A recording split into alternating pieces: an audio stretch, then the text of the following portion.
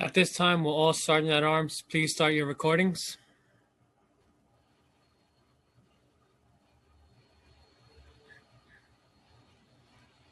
Sergeant Kotowski, you may begin with your opening statement. Good morning, and welcome to today's remote New York City Council hearing of the Committee on Transportation. At this time, would everyone please turn on their video? Please place electronic devices on vibrate or silent.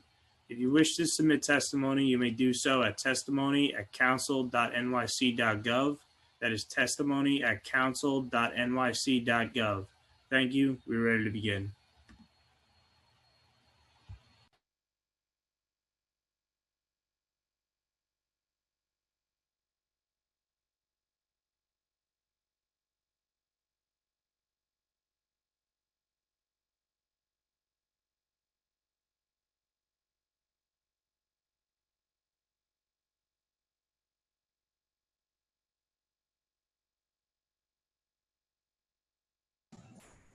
Hello?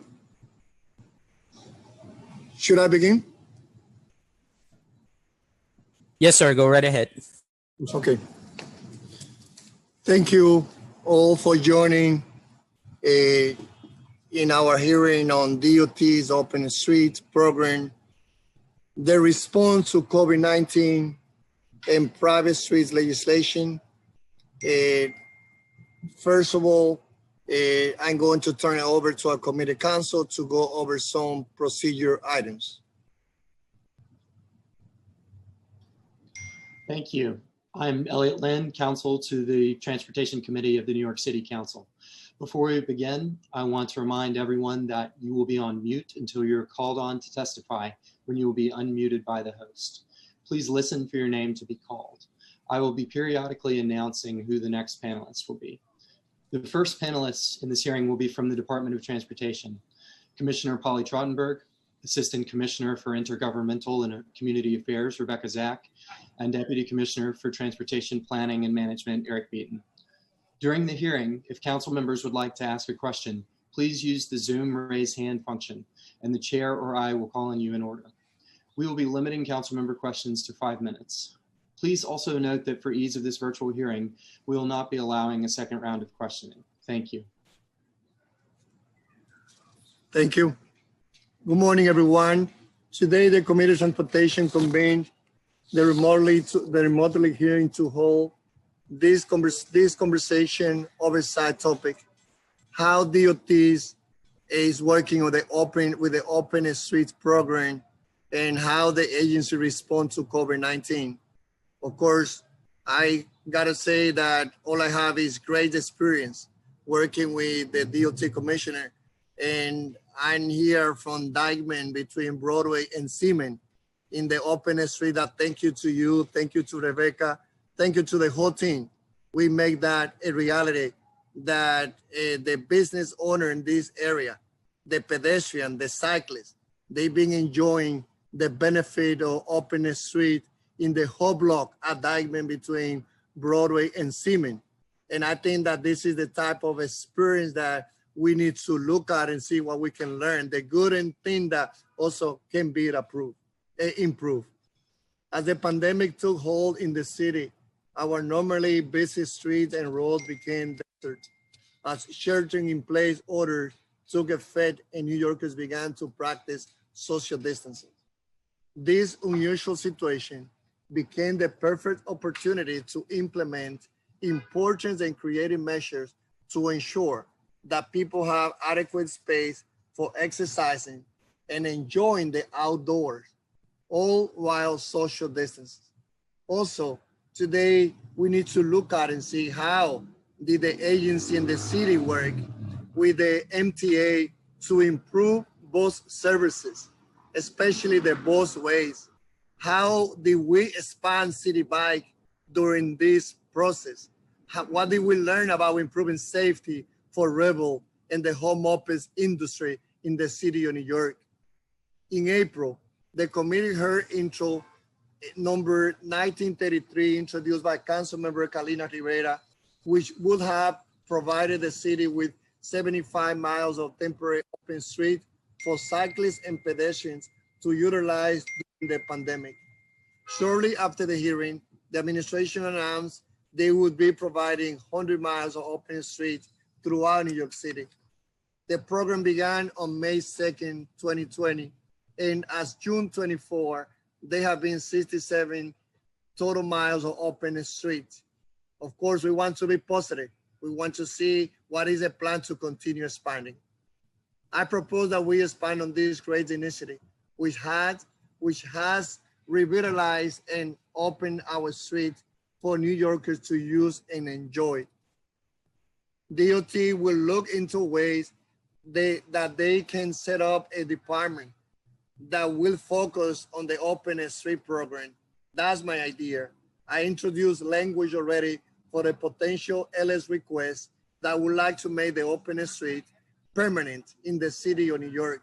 Therefore, I hope that we can work with DOT, especially the commissioner, to make that a reality.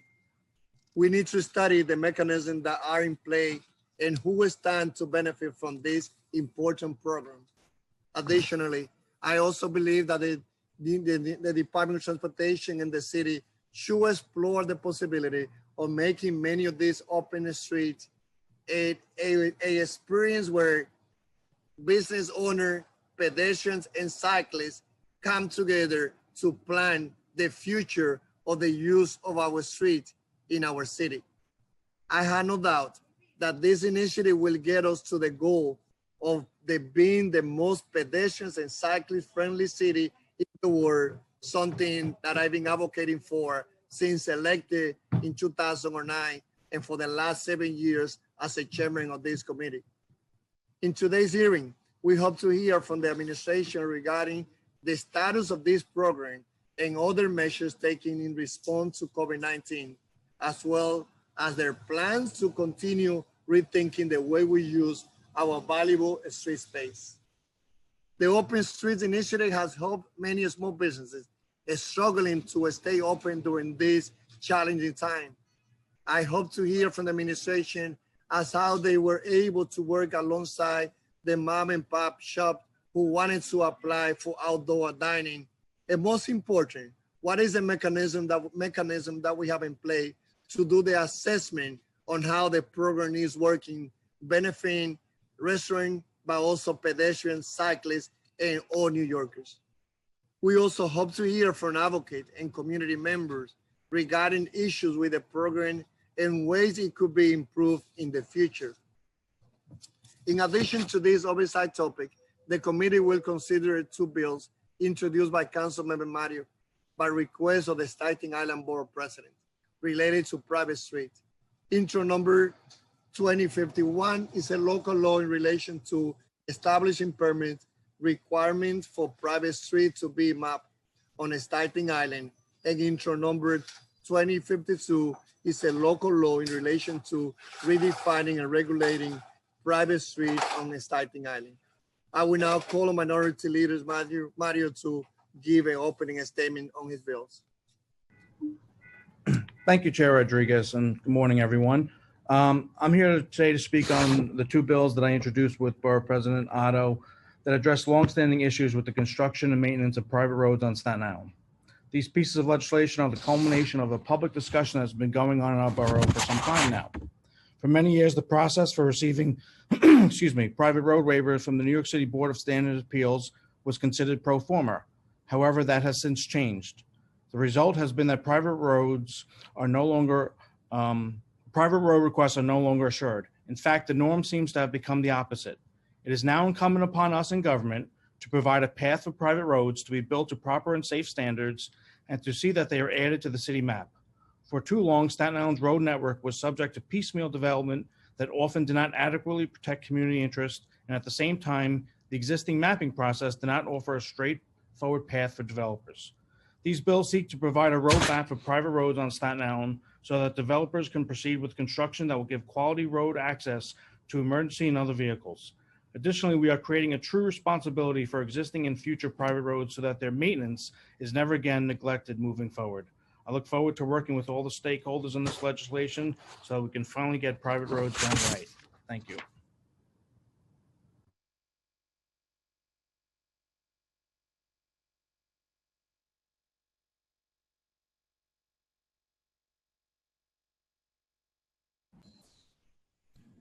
I will now have our moderator and committee counsel call on the administration to testify and to administer the oath. I will now call on members of the administration. First, from the Department of Transportation, Commissioner Polly Trottenberg, Deputy Commissioner for Transportation Planning and Management, Eric Beaton, and Assistant Commissioner of Intergovernmental and Community Affairs, Rebecca Zack. I will now read the affirmation, and then I will call on each individual to confirm their response on the record. Please raise your right hand. Do you affirm to tell the truth, the whole truth, and nothing but the truth in your testimony before the committee, and to respond honestly to council member questions? Commissioner Trottenberg? I do. Deputy Commissioner Beaton? I do. Assistant Commissioner Zack? I do. Thank you. You may begin when ready. All right, ready for me to do my testimony? Mr. Chairman? Okay. Good morning, Chairman Rodriguez, members of the Transportation Committee. I'm Polly Trottenberg, Commissioner of the New York City Department of Transportation, joined here by my colleagues. Thank you for the opportunity to testify on behalf of Mayor Bill de Blasio on DOT's response to COVID-19 and the administration's Open Streets program. These last 6 months have been some of the hardest our city has ever faced. We've lost far too many family members, friends, neighbors, and colleagues to COVID-19, including fellow workers in city government and the MTA. And we've seen too many New Yorkers lose their jobs and too many beloved businesses close their doors. As we all know, communities of color have been disproportionately hurt by this public health and economic crisis. And we've all experienced a summer of racial justice and police brutality protests sparked by the murders of George Floyd, Breonna Taylor, Ahmaud Arbery, and others. At DOT, we're engaged in the urgent and critical work of ensuring our programs, projects, contracting processes, and agency culture and practices are more equitable. While this has been a focus of the de Blasio administration from the outset, the work is far from over. This summer, we worked with our employees of color on a number of new initiatives, including launching an executive-level equity and planning working group that will be tasked with evaluating the impact of DOT's programs and services on communities of color, low-income communities, women, and people with disabilities, and identifying areas where we can do better. And we're continuing our internal efforts to foster a workplace free from racial discrimination, harassment, and retaliation. Building on the work we've done already to enhance diversity, equity, and inclusion at DOT, we're launching a structured hiring guide consistent with citywide equal opportunity employment regulations with new oversight procedures for the hiring process. And this fall, we're expanding training on racial justice and implicit bias for all DOT senior managers. We're proud of this work thus far, but we know there is much more to do, both personally and professionally, to combat the structural racism that pervades our society and our city. I'll now turn to our agency's response to COVID-19. When the virus overtook the city in March, DOT worked to keep its employees safe while fulfilling the agency's critical functions. We maintained the city's transportation system, making emergency repairs to roadways, bridges, sidewalks, and traffic operations infrastructure. We continued to run the Staten Island Ferry 24/7, and as some New Yorkers took advantage of nearly empty streets to speed recklessly, we kept our speed cameras on and continued to expand the program. In fact, just last week, we announced that we activated cameras in all 750 school zones as authorized by the state and lowered speed limits on 9 of the city's most crash-prone corridors. We did all this despite tremendous operational challenges, employees falling ill, quarantining, and sadly, some losing their lives. And we certainly mourn their loss. We transitioned many staff to teleworking, redesigned all our major operations for the COVID era, and worked closely with our union partners to ensure that our workforce remains socially distanced, well-equipped, and fully.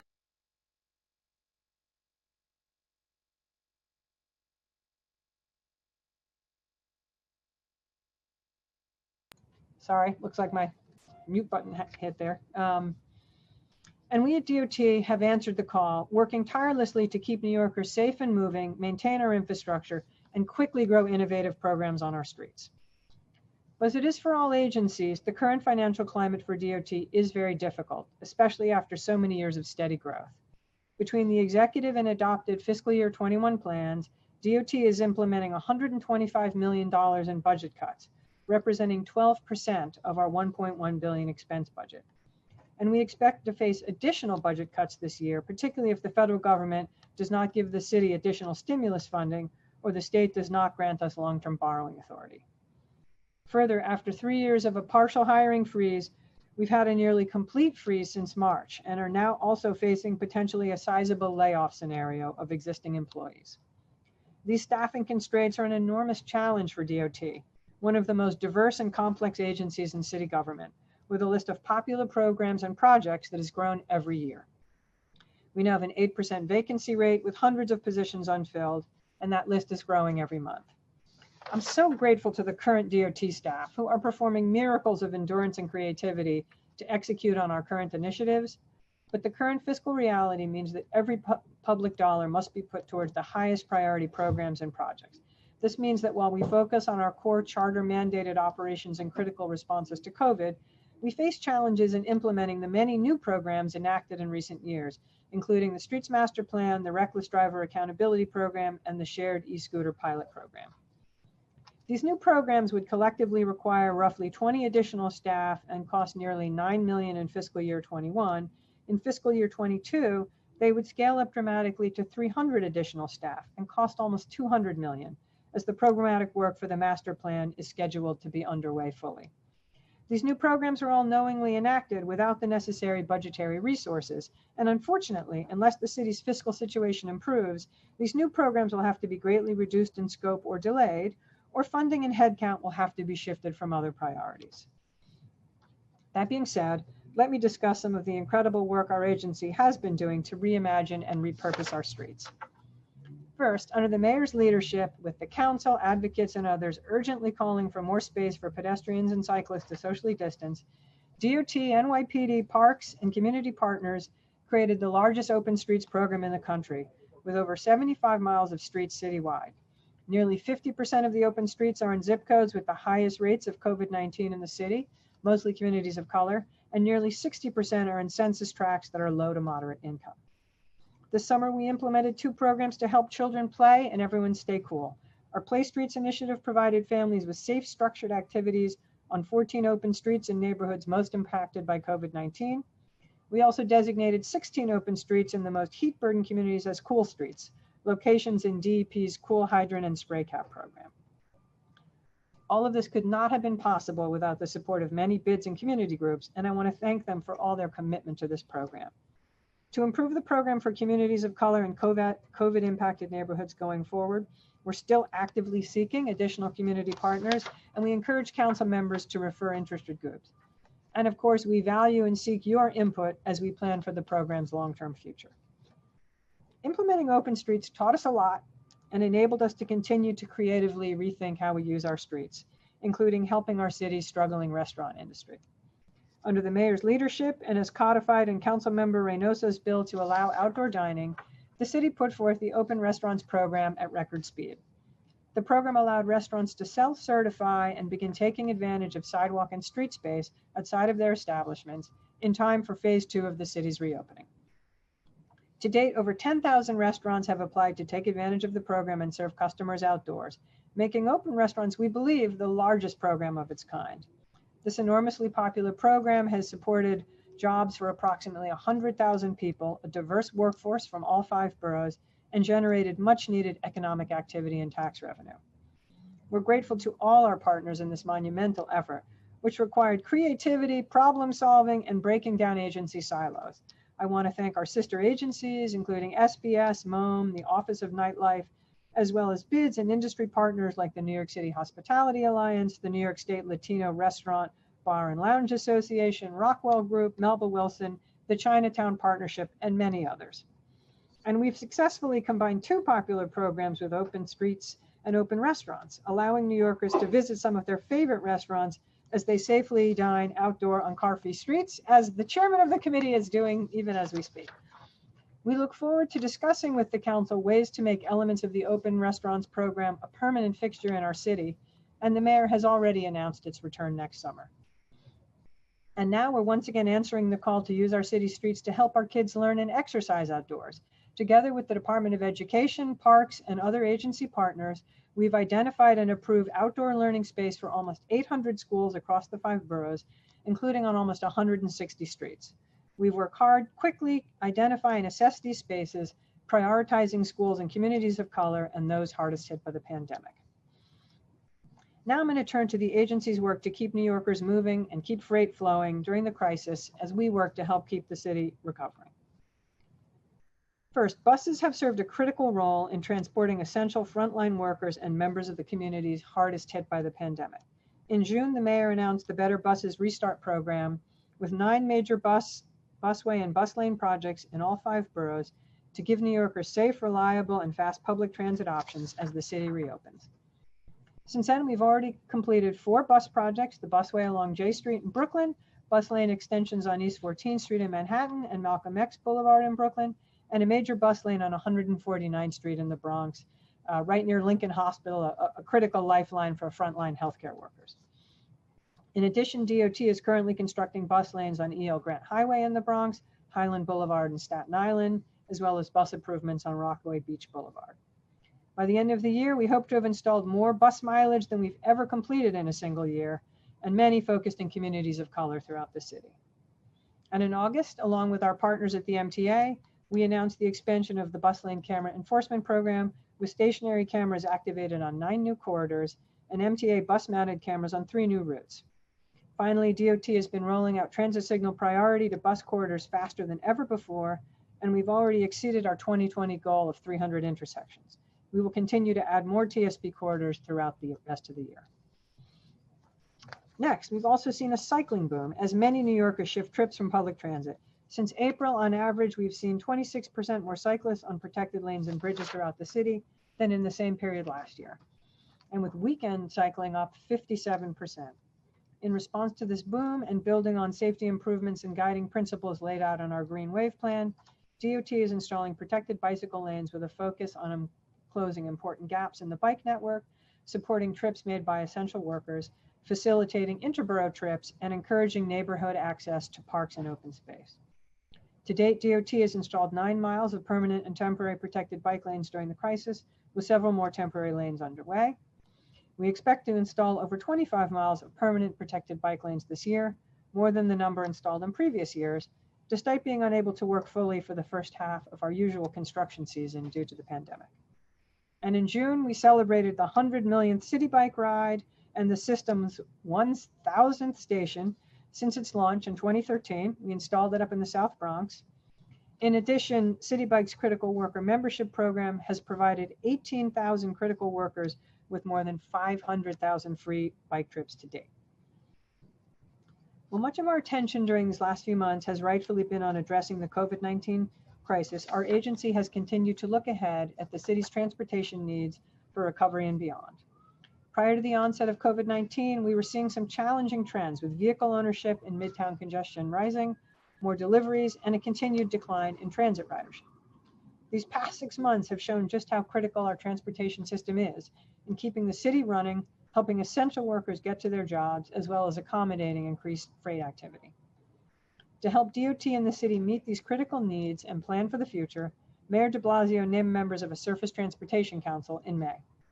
We thank these members for their service and are proud to have partnered with them as we've led the nation in operationalizing many of their key recommendations, from open streets and open restaurants to outdoor learning and the dramatic expansion of busways and bike lanes. We know that some members of the council hope to hear more from us, and we will continue to engage with them in the coming months. And of course, our work is far from over. This fall, as the city continues to reopen and the school year begins, we're closely monitoring traffic and transit ridership trends. Our experience from previous crises, including the 1980 and 2005 transit strikes, 9/11, and Hurricane Sandy, shows the necessity of strong traffic management strategies during significant shifts to driving. Despite much lower levels of economic activity in the Manhattan Central Business District, vehicle traffic volumes into Manhattan have been steadily increasing since April and are now within 3% of pre-pandemic levels. As the mayor said, we need to be ready for every eventuality. Thus, we're evaluating potential traffic management strategies to respond to increased congestion, including HOV and license plate-based restrictions. We would not take implementing such complex strategies lightly, but as we saw following 9/11 and Hurricane Sandy, such measures can successfully counter gridlock and may once again be necessary to help the city recover. Now I will turn briefly to touch on the 2 bills before the committee today, Intros 2051 and 2052. on mapping and other requirements for new private streets in Staten Island, as well as maintenance requirements for the paving, signage, and plowing of all private streets in the borough. While we're still in the process of reviewing these bills and of course talking to Councilmember Matteo, Borough President Otto, and others, we understand that there are many concerns around the issue of private streets and look forward to discussing the legislation further. I will say that new agency reviews of private street plans, as well as inspection and enforcement of maintenance requirements, which the legislation as drafted would create, cannot be done without additional resources. And as we all know, resources are extremely tight amidst the current fiscal crisis. In conclusion, COVID-19 has transformed our city in ways that were unimaginable only 6 months ago. I'm proud of the work that the men and women of DOT have done to meet the changing needs of New Yorkers and the many demands on our streets. I look forward to continuing to work with the council to help our city recover, as we all know it will. Thank you for the opportunity to testify, and I welcome your questions. Thank you. We have been joined by council members Matteo, Cohen, Diaz, Holden, Koo, Yeager, Reynoso, Cabrera, Levin, Levine, Menchaca, and Deutsch. Chair Rodriguez.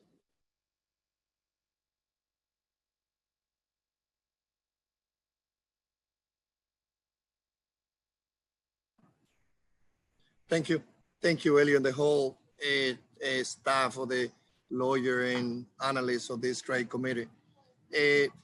I would like to give the opportunity first to the Councilmember Mario to ask any question on his bills, so that after we address all the private street, then we move on the other questions related to COVID-19 and open street.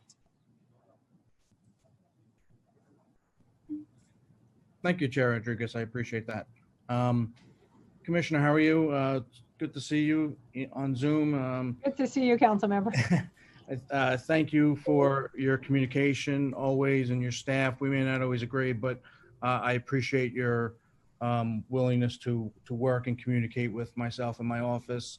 You know how I feel about Borough Commissioner Tom Cocola, a great borough commissioner and a good man for Staten Island. So I want to thank your staff as well, and Thank you. Rebecca and the rest of your team. Again, especially, on issues we don't agree on, you're always professional, and it's much appreciated.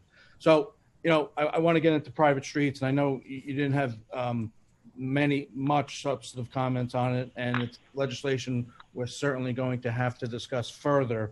And obviously, and we all know, especially with me, any resources that have to come with legislation are always important to me, and it's something we obviously will have to address and discuss down the line.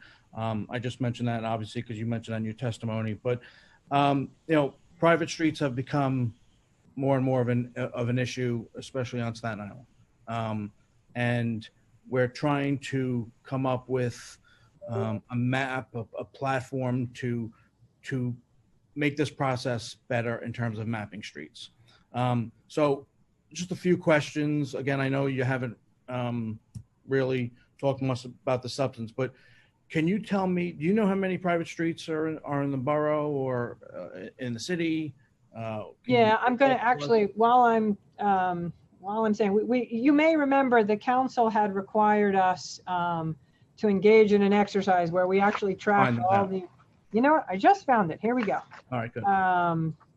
And remember, the way this process worked is each of the borough presidents were supposed to provide us with a number, and then city planning provided their own number. The two numbers did not mesh. Okay. And in the case of Staten Island, we didn't get the number from the borough president, but the city planning number for private streets as of 2017 was 1,588. Total? And for the city total, it's, according to Department of City Planning, it's 2,715. Okay. The numbers we got from the borough presidents minus Staten Island, which we didn't get, was 911 citywide. So there's obviously a big disparity. Yep. In those Yep. So about 1,600 on Staten Island, is that what you said? That's what city planning reported. Okay, that's fine. That's fine. So, what are the common issues DOT sees and hears, and with private streets and the concerns that the agency has regarding private streets. Right, and look, council member, we certainly share the concerns about private streets, that they are a big problem from the city's point of view. And look, Staten Island clearly has the most, but other boroughs do as well. And I've certainly heard from some of your colleagues who are experiencing some of the same issues. You know, unfortunately, I think we particularly see this in Staten Island, you know this well. Developers were granted the right to put up their developments and build roadways that were not map city streets, that did not meet the city's standards for drainage and quality. And as the years have gone by, many of these roads, you know, they're substandard and they're in a state of deterioration. Staten Island, I don't need to tell you this, flooding is a huge issue with some of these private roads. The challenge is, you know, for the city to sort of absorb that inventory, it's enormously costly. It's billions and billions of dollars to build all those roads up to city standards.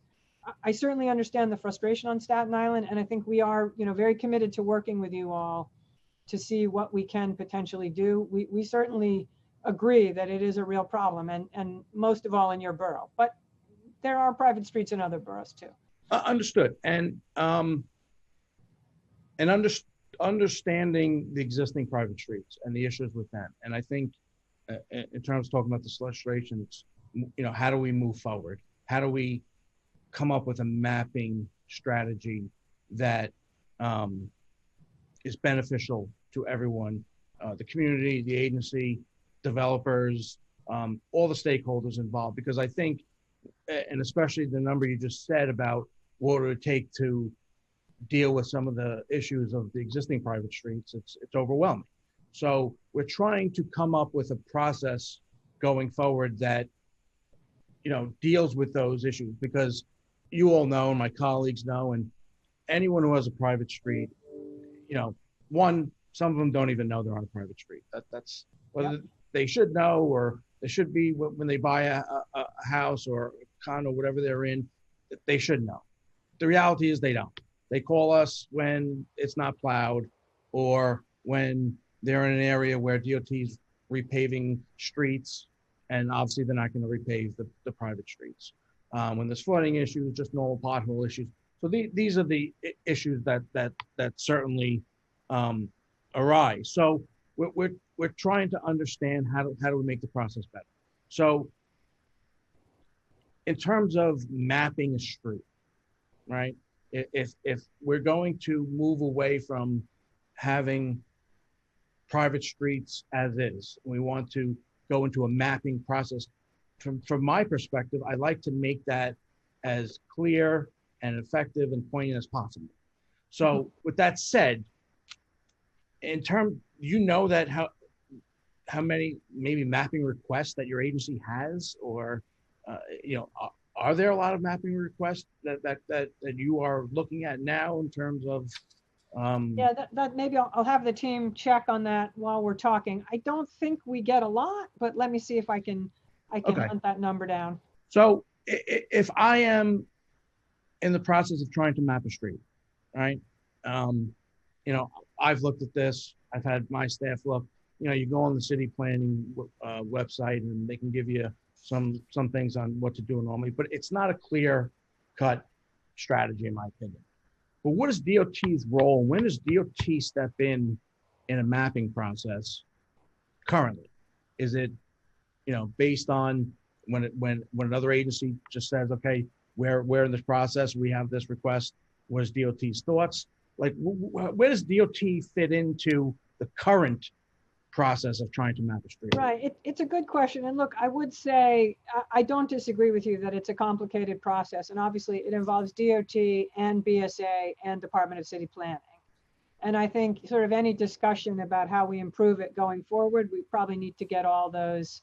Yeah, and I would even add players at the DEP table. as well, and FDNY, you know. Yeah, exactly. I mean, there's, you know, there can be what we've seen in Staten Island, where you're sort of doing greenfield construction, and developers, you know, apply to the BSA for a waiver. I think DOT has an ability to weigh in on whether we approve it or not. And we've certainly worked with some of the elected officials on Staten Island various times. Now, Manresa comes to mind as one, you know, where we certainly didn't want to see private streets, but I think all the players involved we have certain sort of legal restrictions on how much discretion we have. I would also say that, you know, sometimes I have elected officials who come to me and they don't want to allow it to be a private street, and sometimes they do. So Mhm. it is not a good process. I'm the first to admit. We would be happy to work with you Right. to try and make it something better. Right. And I guess that's the frustration. So if you're not, if someone is not getting a GCL 36 waiver and it was denied, and we want to push to map the streets, 9 out of 10 people will come to, and this is just from my perspective, saying, I have no idea how to go through this process of mapping street. And two, it seems the time frame is way too long. And that's a concern to me too, because if we're going to go down a road, which I think we should in terms of mapping streets for better projects, for better, so we don't have to deal with private street issues anymore, we have to make that process, I think, efficient. And I think that's incumbent of us working with you and the agencies to do that. And that's the goal from my perspective, to come up with this game plan that you can say, okay, now I understand, you know, something with legitimate and rational timeframes, and where each agency then has a role. And Yeah. I think that's, for me, that's extremely important for us to get this right. I'm happy to work with you on it. I will just say honestly that I sometimes have seen, I think this is particularly true on Staten Island, and not to say that the process can't be faster and easier, but it's expensive to build streets up to the standards that are required for a map roadway. And I think a lot of developers don't necessarily, you know, they kind of balk at that expense. So, you know, there's process improvements, but it does raise the cost when you build a map street that has the proper drainage, the proper quality, you know, all the things we would look for in a city street. Right. So just and I understood, and I appreciate that. And obviously, costs are always important, and something we need to discuss and address. So you said DOT is involved when there's a request for a waiver, right? So that's the request for you to get involved comes from BSA, or you see the application and you respond. Yeah, I guess how is your agency involved in, you know, just a regular BSA waiver request? Yeah, I'm going to have to get back to you. I'm not sure I'm totally immersed in the weeds of the details. I think the requests go to BSA. They come to DOT for our sign off. We have sort of a bunch of criteria that we double check.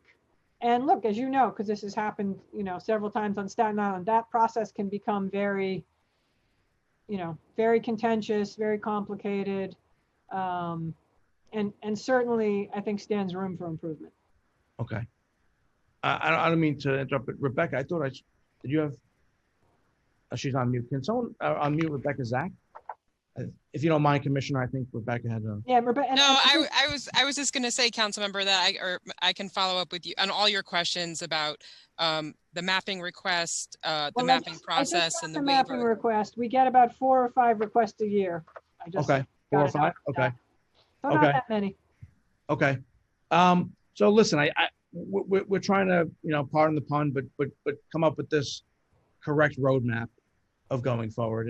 And again, I know you don't have a lot of substance to talk about, but there are a lot of details in this bill that we're going to have to all come together and follow up, because I think it's incumbent on us to get this process right, even with all these issues, because the issues we're seeing now with private streets and constituent issues with private streets, not to mention, you know, if waivers aren't going to be approved, we have to come up with the right plan. And I'm committed. I know the borough president obviously is committed. I want to thank him for his leadership on this issue and understanding the complexity of this issue. I know his office will provide some testimony later on, but it's something that we really need to come together and sit and discuss the details. And I hope that you're committed to do that with Borough President Otto, myself, and the rest of the stakeholders. Indeed. And I appreciate the beginning conversation of this. Obviously, a lot more to talk about. So thank you, Chair Rodriguez. Thank you for giving me the opportunity to lead off the hearing with my thoughts and questions. I'll send it back to you, Chair. Thank you, Council Member. So let me get into a few questions, and then I know that all my colleagues, they also have raised a hand to ask questions. Commissioner, I'm pretty sure that this has been a new experience, the one of creating the open street. And I know that it also requires for you and your team to work in collaboration with all the agencies, you know, Park, NYPD, SBS. So what is the mechanism that the city has right now, led by you, DOT, when it comes to open a street? And what mechanism is in place to do the assessment of how the programming is working, and have any initial assessment having made, identifying how the program is working, the challenges, and the opportunity for this program to be permanent in our city? I think I'll talk, Mr. Chairman, a little bit about sort of open streets, and I think you were also alluding to open restaurants. And look, no question, as I said in my testimony, both sets of programs involved a lot of agency players, as well as community groups, BIDs, business associations, and thank you, so many of you on the council who've shown such great leadership and partnership. I was sort of joking particularly about open restaurants because, prior to COVID, DOT was not really in the restaurant business, and now we are. And it's involved breaking down a lot of silos, and I think forming some really good relationships with sister agency on open streets. And again, we thank the council for this, and the advocates, and Speaker Johnson for really pushing the city to envision a new model. As I like to have, a much more nimble model, much less labor intensive, did not have what had traditionally been the city's approach to open streets, which was to have a lot of NYPD sort of manning the barricades. And I think that's been a breakthrough. And look, there's certainly places where it's worked better than others, and we're going to be producing for you all, I think, sort of a list of places where we saw big success. And I guess we're measuring success by popular usage, sites are well maintained.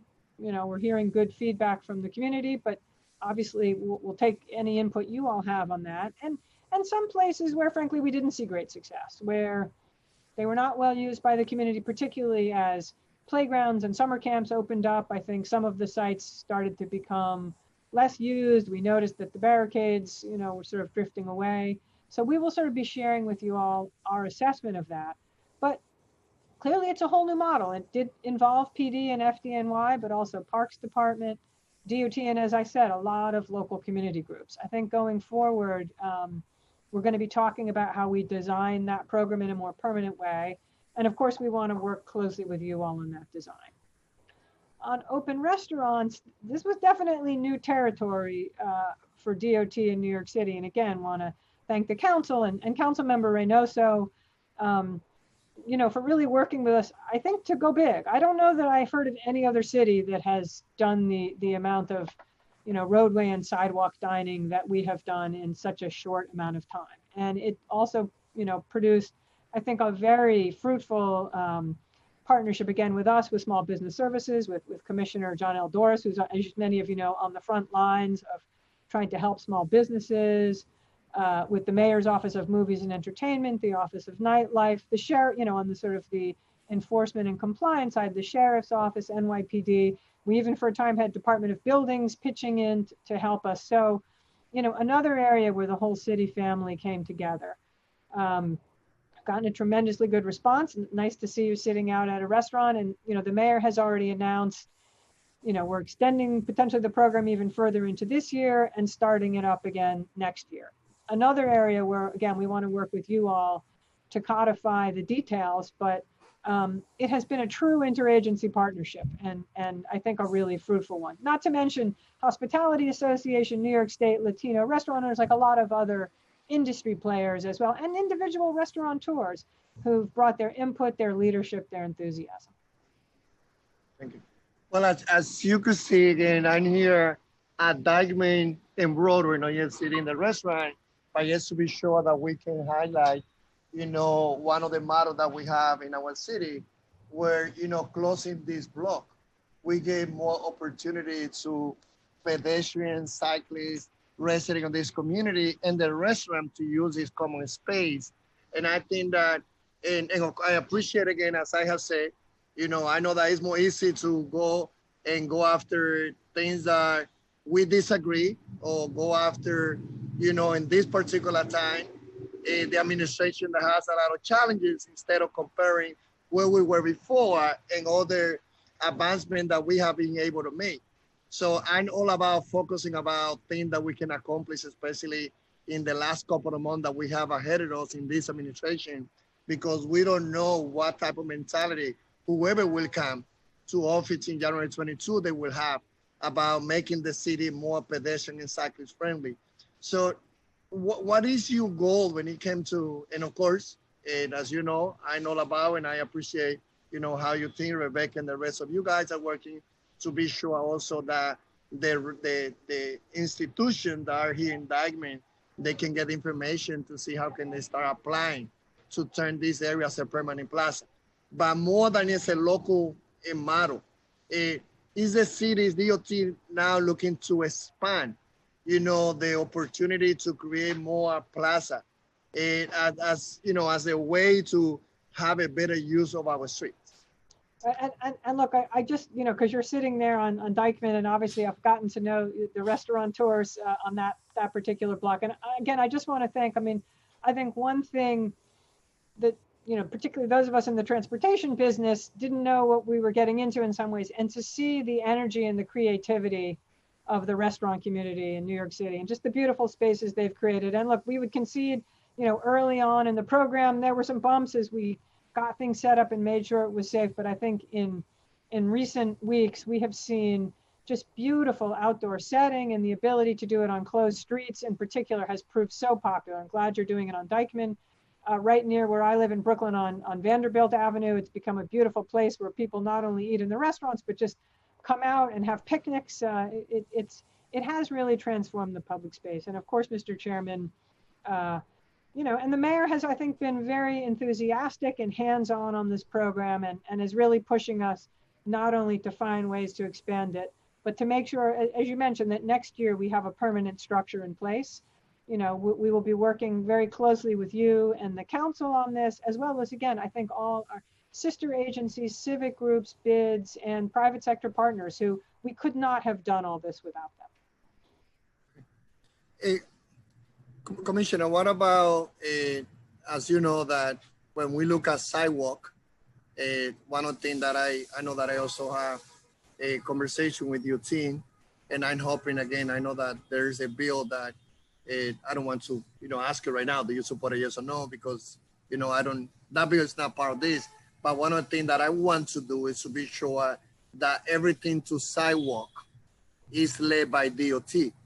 Because right now, when some questions are related to sidewalk, sometimes it's Department of Building, sometimes it involves the Department of Sanitation, involves the Department of Consumer Affairs.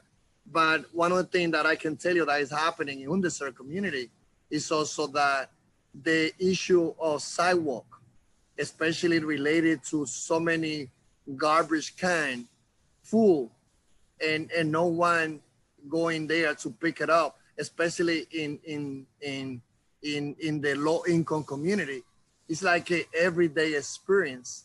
Is DOT working by any chance in coordination with the Department of Sanitation to be sure that what is happening in lower community, because I'm pretty sure that doesn't happen in the Upper East Side and the Upper West Side. The issue of so many garbage cans full for days in our street is an issue that should not be a concern only of the Department of Sanitation, but also the Department of Transportation, because of the role that the agency have when it comes to be sure that sidewalks are clean, that sidewalks are,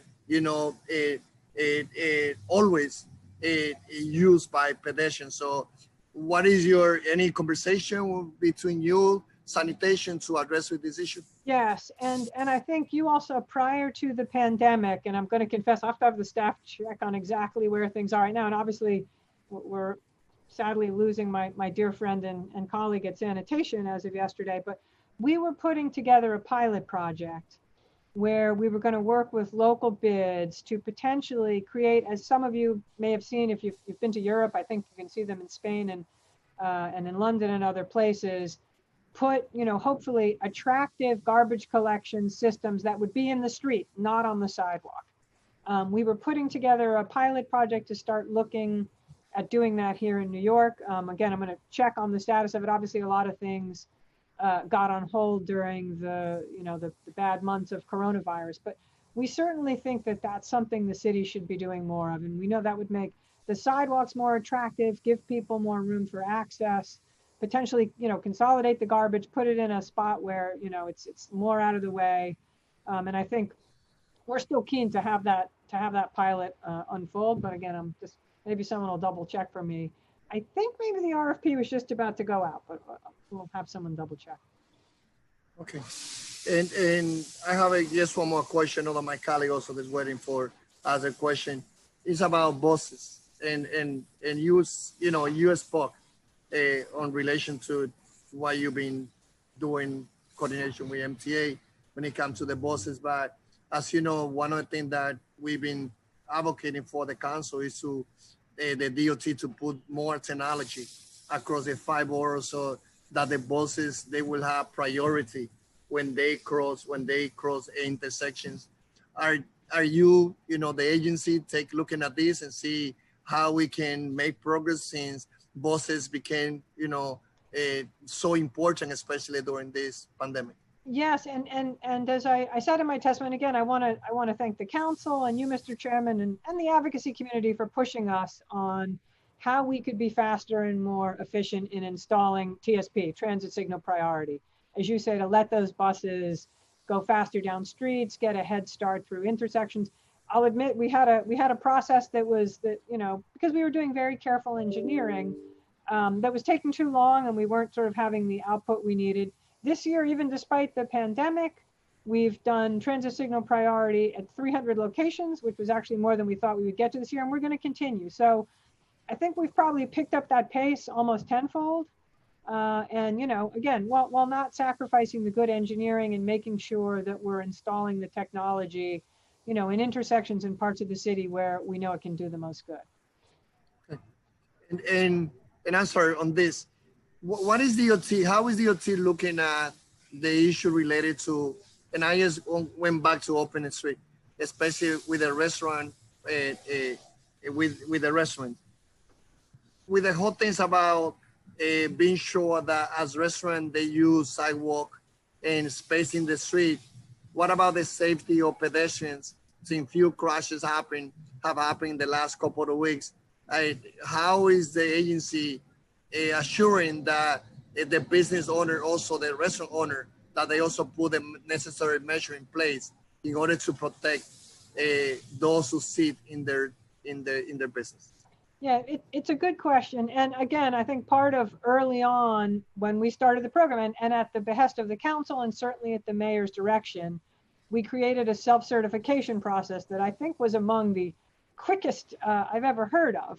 I think one of the downsides and something we learned along the way is I think for a lot of restaurants, they really didn't understand the guidance about how to create a safe setup in the street and what you needed to do to make it sturdy. And so admittedly, we sort of had to go back and retool and make sure. We have now done, I think it's 14,000 inspections and visits to restaurants. We've done an online tutorial. We're doing all kinds of hands-on coaching, helping restaurants know, and we've done it in multiple languages, helping restaurants know how to build and design a safe setup in the street.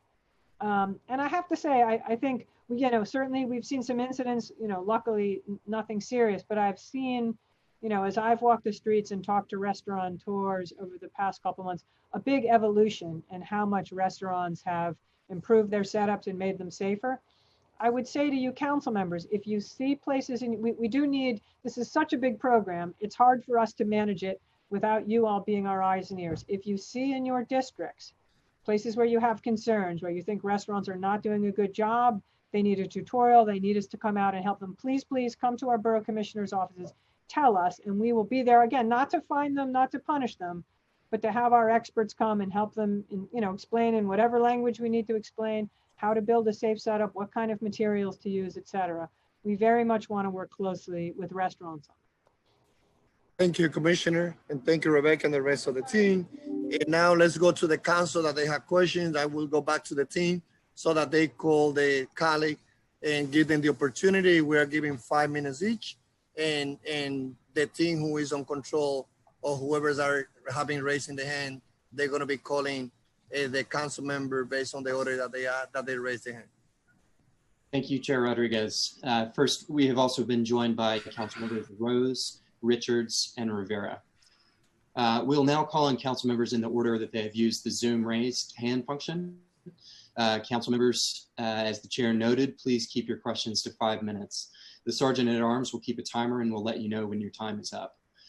Council Member Cabrera will be first. His hand was raised previously before being lowered by staff.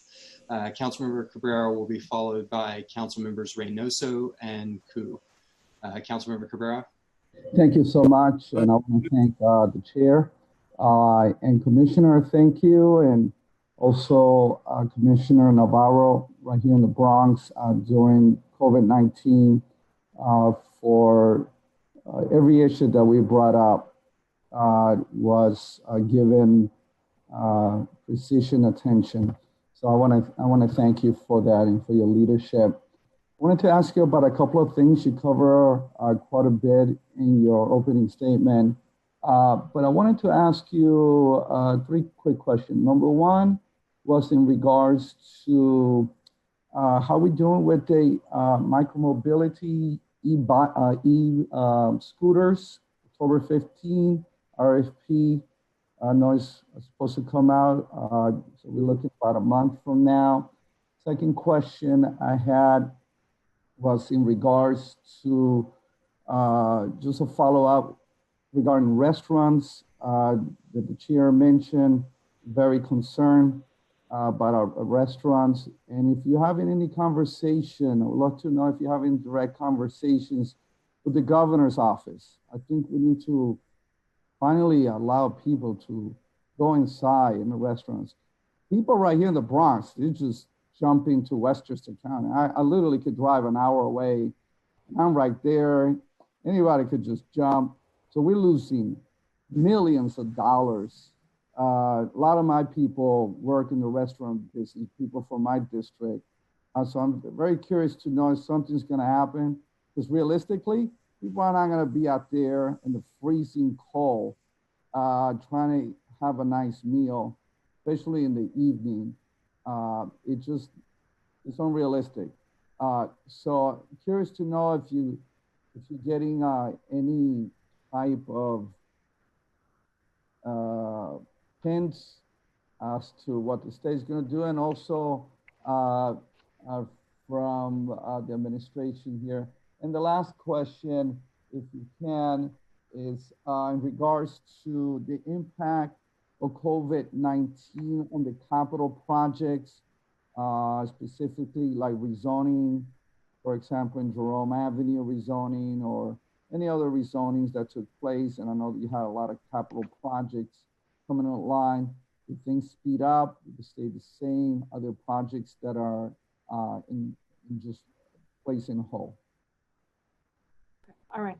Thank you, Councilmember Cabrera. Good to see you. I'll take each of your questions in turn, starting with e-scooters. And I did reference them in my testimony.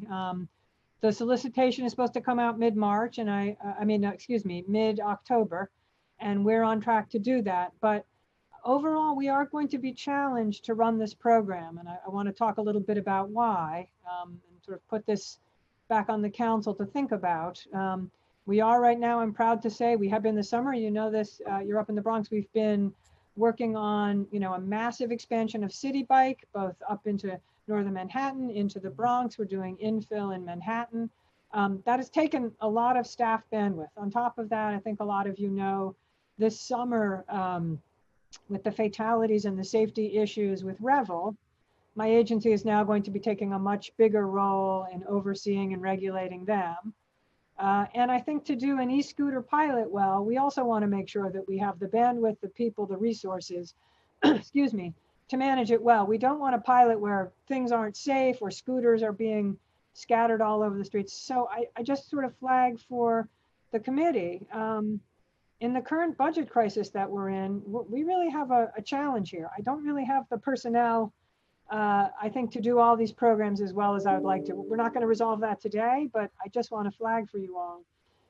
It's a real issue. Micromobility, to do it well, to track the data, to make sure it's safe and orderly, to respond to community concerns and questions, as we always have with these programs, that does require personnel and resources. But we will be getting the solicitation out next month. On the indoor dining and speaking to the state, I would say that I'm sorry to say that one is kind of above my pay grade. DOT's role has obviously been in trying to do the best we can with outdoor space. I know that the mayor's office and city hall has been in discussions with the governor's office, but I'm not able, unfortunately, to characterize where those stand. I certainly know myself from talking to many restaurants, from talking to Andrew Ridgie from the Hospitality Association, obviously what a big issue this is. And I know the mayor has said in recent days that he is taking a look at it this month. So obviously we'll certainly convey that it's high on your, and we certainly know, we're hearing it obviously in Staten Island and Queens and the Bronx, parts of the city where neighboring jurisdictions are allowing indoor dining, that restaurants can see, that it feels especially unfair. So we hear you on that. On capital projects, in addition to the big, budget cuts that we're experiencing on the expense side of the city's budget, basically our operating budget, we are certainly going to be slowing down capital spending. And I think largely pushing projects out into out years. And some of you who are here in the Bloomberg years kind of know that that's what happened back about 10 years ago. Projects that were supposed to happen in this fiscal year got pushed out a couple fiscal years. We're certainly looking at that process right now. And that, I think it's going to be another dialogue with the council, with a lot of big capital needs that the city has. How do we best prioritize in the years to come? And, again, I think that will also very much be dependent on what happens at the federal level. If there's local aid for city and states, if we perhaps have a change in administration, it's no secret that if it's Vice President Biden, he's a big enthusiastic believer in infrastructure. And I think, potentially maybe we would see more resources at the federal level. Well, I'll run out of time, Commissioner. If we could have offline conversation about the e-scooters. I know we gave, part of the negotiation was to give that extra time that you needed. So I would love to have that conversation so we could be in the same page. But I literally run out of time. Yeah, no, and I would be happy to have that conversation. I do just want to say, we flagged at the time, we needed the time, but we did also need resources to manage this program well. But Councilmember Cabrera, happy to have that discussion offline. Thank you so much, Mr. Chair. Thank you, Councilmember Cabrera. Next, we will hear from Councilmember Reynoso, followed by Councilmember Koo and Cohen. Councilmember Reynoso. Time begins now. Thank you so much. Just want to thank the commissioner for being here. I've been joined by my son, Alejandro, who wants me to make slime with him. I don't know how successful we were, but we were trying to make it happen out here. 1 second. I wanted to ask a question regarding the outdoor dining, and I just want to thank you because I actually think it's been a great success. And I think a lot of it has to do with the fact that we limited the chefs in the kitchen when it came to how exactly that was going to get done. I'm gonna do it as diplomatic as possible. And I hope, Commissioner, that you see the value of allowing for, these businesses that want to do right by the city of New York and that are just trying to survive. What happens when the city just allows for some folks to try to figure it out on their own and limits so much input to the level of paralysis and a lot of the work that we need to get done? I want to move out of that type of work, not only in the restaurants area, but everywhere else, like bike lanes, where we know they are increase safety and allow for more safety. They build infrastructure, encourages more bike ridership, everything that you already know, Commissioner. If you were to have the same type of, standards or process for that you do with restaurants, then we would be a different city already. So I just want to give you that. And you did it against all politics. There were a lot of members that were very concerned about the lack of input from, let's say, community boards related to the open dining. And I would argue that there's not one council member that's going to get up and say that that was a problem. They are now happy, and it's been successful with little, tinkering in the edges. We were able to make that a very successful program because of your work, but also because we just kind of let data and experts take that on. So I just want to let you know that I thank you for that and hope that you use that model more often. City Bike.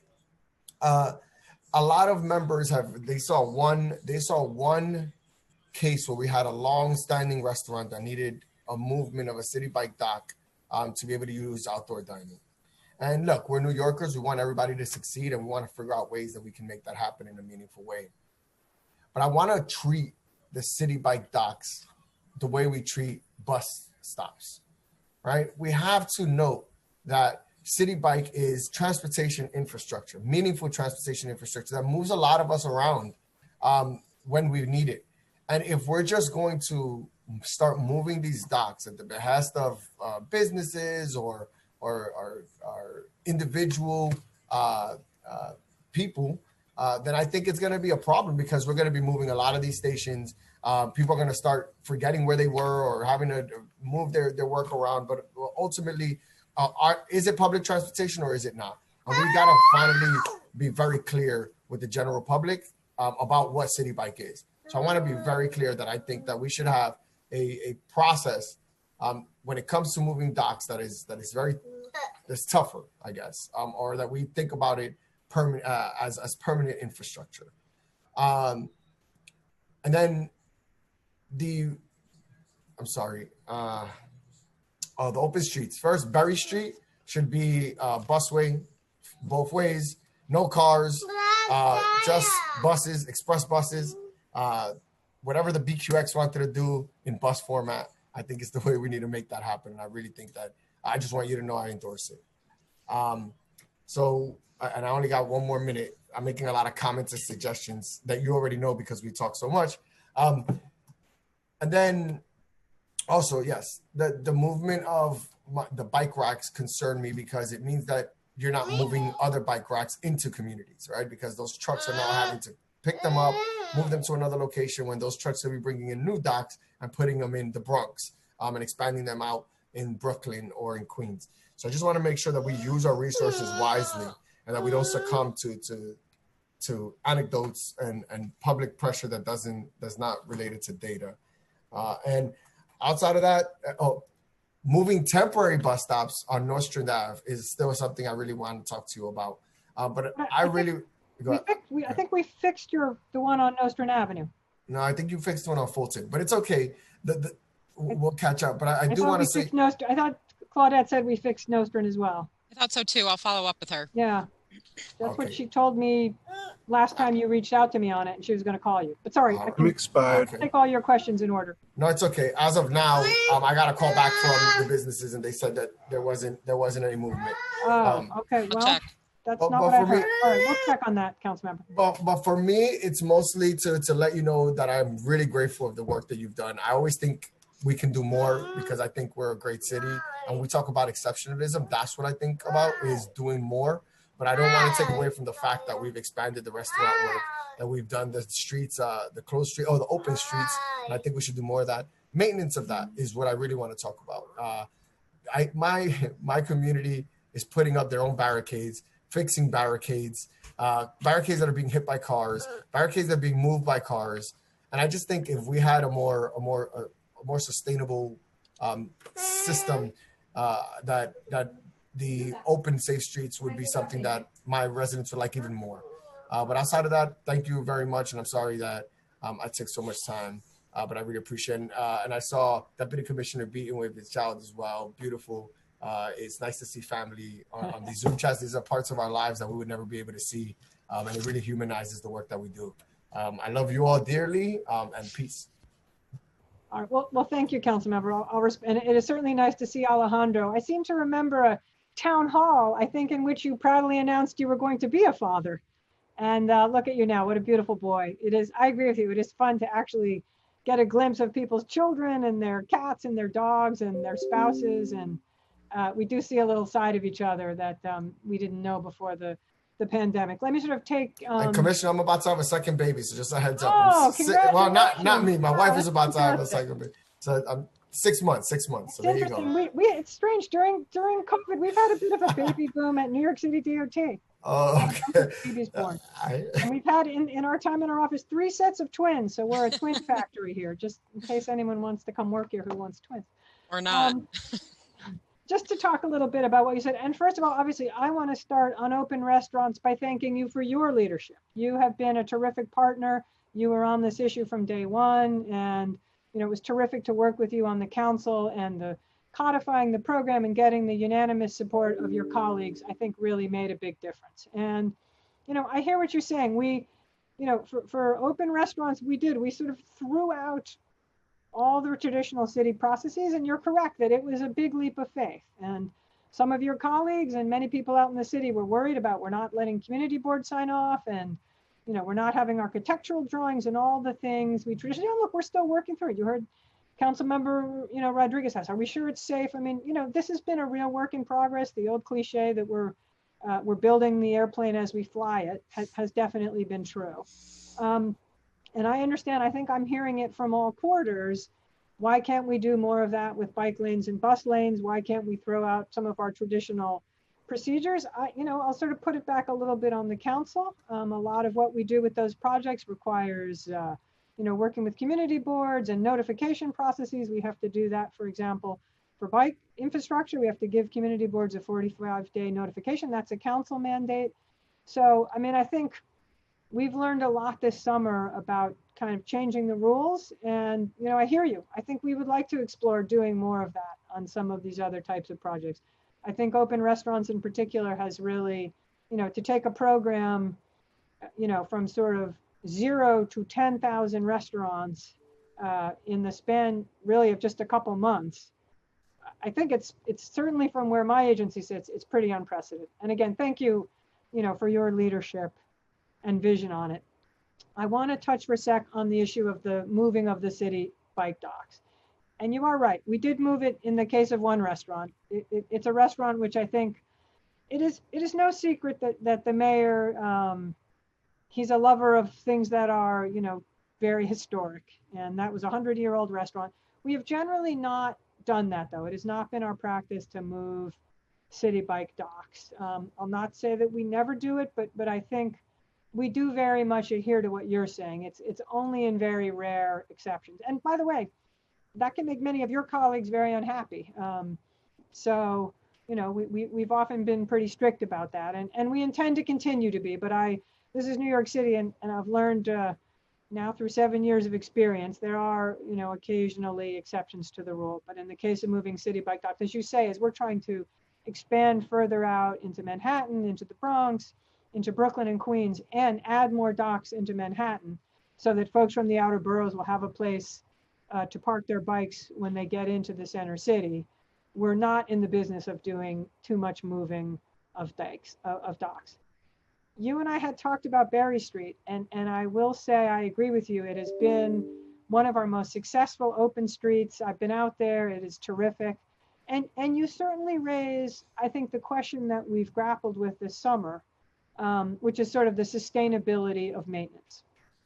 And that is a real challenge. Early on, again, I think a credit to the council and the speaker and the advocates for pushing the city to change our model, for it no longer being a sort of NYPD heavy model.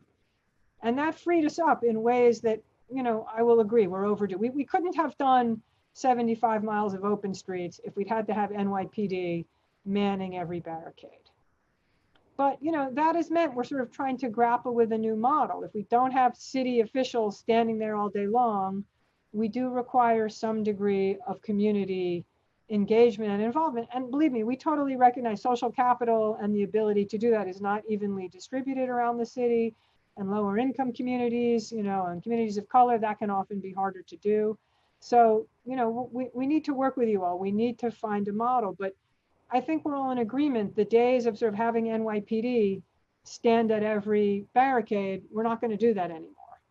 They don't have the bandwidth and the people power, and neither do we.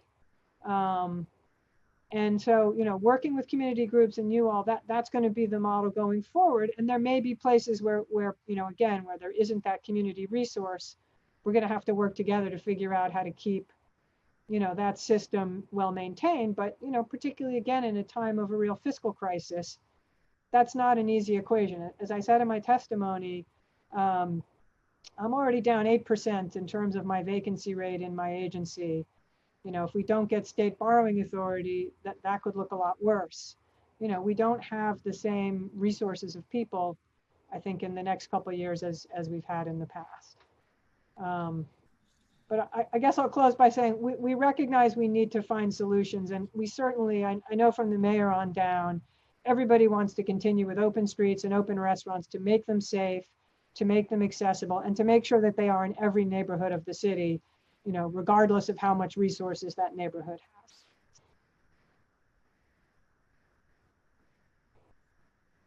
Thank you. We will now hear from Councilmember Koo, followed by Councilmembers Cohen and Holden. Councilmember Koo. Time begins now. Thank you. Commissioner Trottenberg, how are you? I'm well, council member. How are you? Yeah, I want to thank you for you and your all your staff for doing a very good job in leading the city in transportation issues. You know, transportation is one of the most important issues in any city. It's like our circulation in our body. So if you don't manage well, you have a stroke or you have a heart attack. You know? So I have two issues, two questions. One is the busway, which we talked about before, so I'm not going to talk about it more here, but you know, New York City is a big city. One size doesn't fit all. Busway in other parks might work well, but it won't work in downtown fashion because we are different. We have so many supermarkets, doctor's office, you know, beauty salons, massage parlors, all these special schools for coaching, swimming, for tennis, for learning, SAT. All these things are family things. They all come, families come on one day to do all those things together, to shopping, to have a massage. So they spend a lot of time in Flushing, and they all come by car. You know, they spend half a day to a whole day here.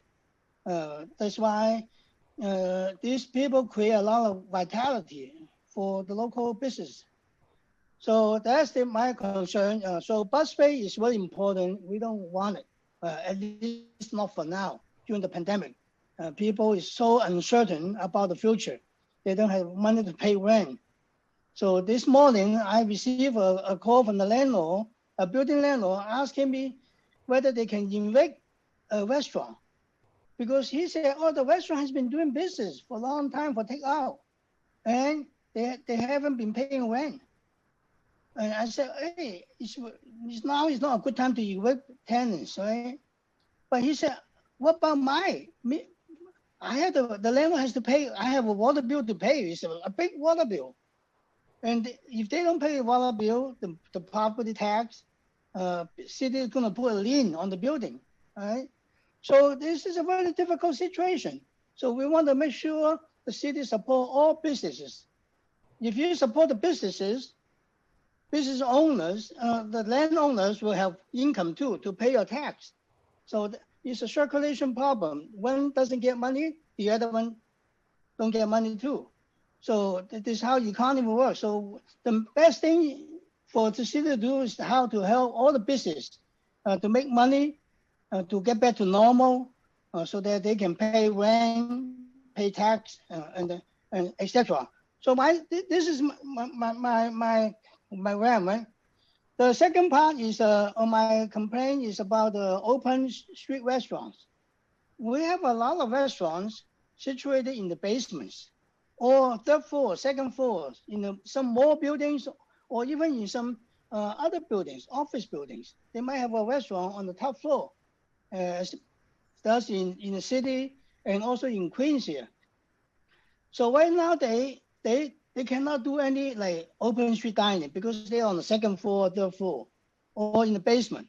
So I want to like ask the city to find some ways for them to operate at least takeouts, you know, some mechanisms they can do it on the street. Hey, you know, and then they can call upstairs, right? And they deliver the food downstairs to them because they are forbidden to enter the building. Right now, that some malls are open now, but I was talking about before, but they still have they need a mechanism to do business, at least some business. You know? So that's my second thing. I hope you will find some ways to take care of it as soon as possible. Yeah, thank you. All right, thank you, Councilmember, and thanks for talking with me the other day about the busway. Probably not a lot we'll agree on here today, but again, you have our commitment. We're going to keep talking to you, and you know, as you know, I was out there myself and heard loud and clear from many of the local business owners. We have some town halls planned, so we're gonna be doing them in multiple languages, and we'll continue to take that input. Let's turn to that second question, which I know has been an issue out in Flushing and in other parts of the city. And I will say, when we got the open restaurants program open and running, I mean, one challenge we faced is how do we get something up as fast as we can to help as many restaurants as possible? There are about 27,000 restaurants in New York City, and as you say, in a bunch of different circumstances, on second floors, in malls, some with tiny storefronts, some that do have the city bike or the bus stop or the fire hydrant in front of them. I think in this first round, you know, we tried to just open it up to restaurants that had space in front, and that's, again, helped 10,000 restaurants, not everybody, but I think a good selection of restaurants. We are certainly talking right now in the city family and within City Hall about how we get to that next group, you know, adjacent space and other ways that we can get more restaurants into the program. I know, again, that this is certainly a priority of the mayor's, and I know, you know, we've been talking to you about some of the circumstances in Flushing, and we'll continue to do so. I think 10,000 has been a great start. When we started the program, we thought it would only be 5,000. It's now more than double that, but we obviously would like to make it work for as many restaurants as we possibly can. And before we go to the next colleague, I would like to say to the first part of the council member comment is that there's a guy that is responsible for the small business not getting the support that they need. And that guy is sitting there in Pennsylvania Avenue. You know, there's a real proposal when it comes to, you know, the city, especially the 11 New York City congressional delegation and the whole Democratic congressional body asking for more federal support. And the guy has been holding that support. So I think that we have to be clear that a lot is in the state when it comes to the future, not only of Washington, D.C., but also the future of the state and the city of New York, especially for the small business to get more financial support. And also, as you say, the property owner also to be able to get some support too, to deal with the debt that they have. And when it comes to the opening restaurant, I agree with the colleague. Even though we're focusing on open street, that's a merit of the, you know, the focus of this hearing today. But no doubt that we want for the city to continue opening more, not only opening restaurant at the capacity that keep the social distance and protect the safety of those who the consumer, but also opening the indoor pool, opening other areas that are so important for our city. But I think that today we are focusing on, you know, what we have, which is the opening a street, the buses, the city bike, and all the infrastructure related to the transportation and how we've been doing so far when it comes to the agency responsibility when it comes to the COVID-19.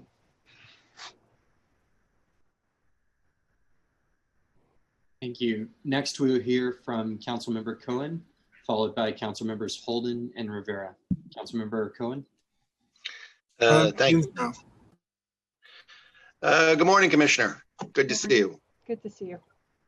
I got to tell you, though, I'm having a little trouble reconciling your testimony in response to Councilmember Matteo and our own conversations that we've had about private streets in my district. You know, my office somehow, even though everybody's working virtually, like I wrote you a letter in June of 2019 about private street status.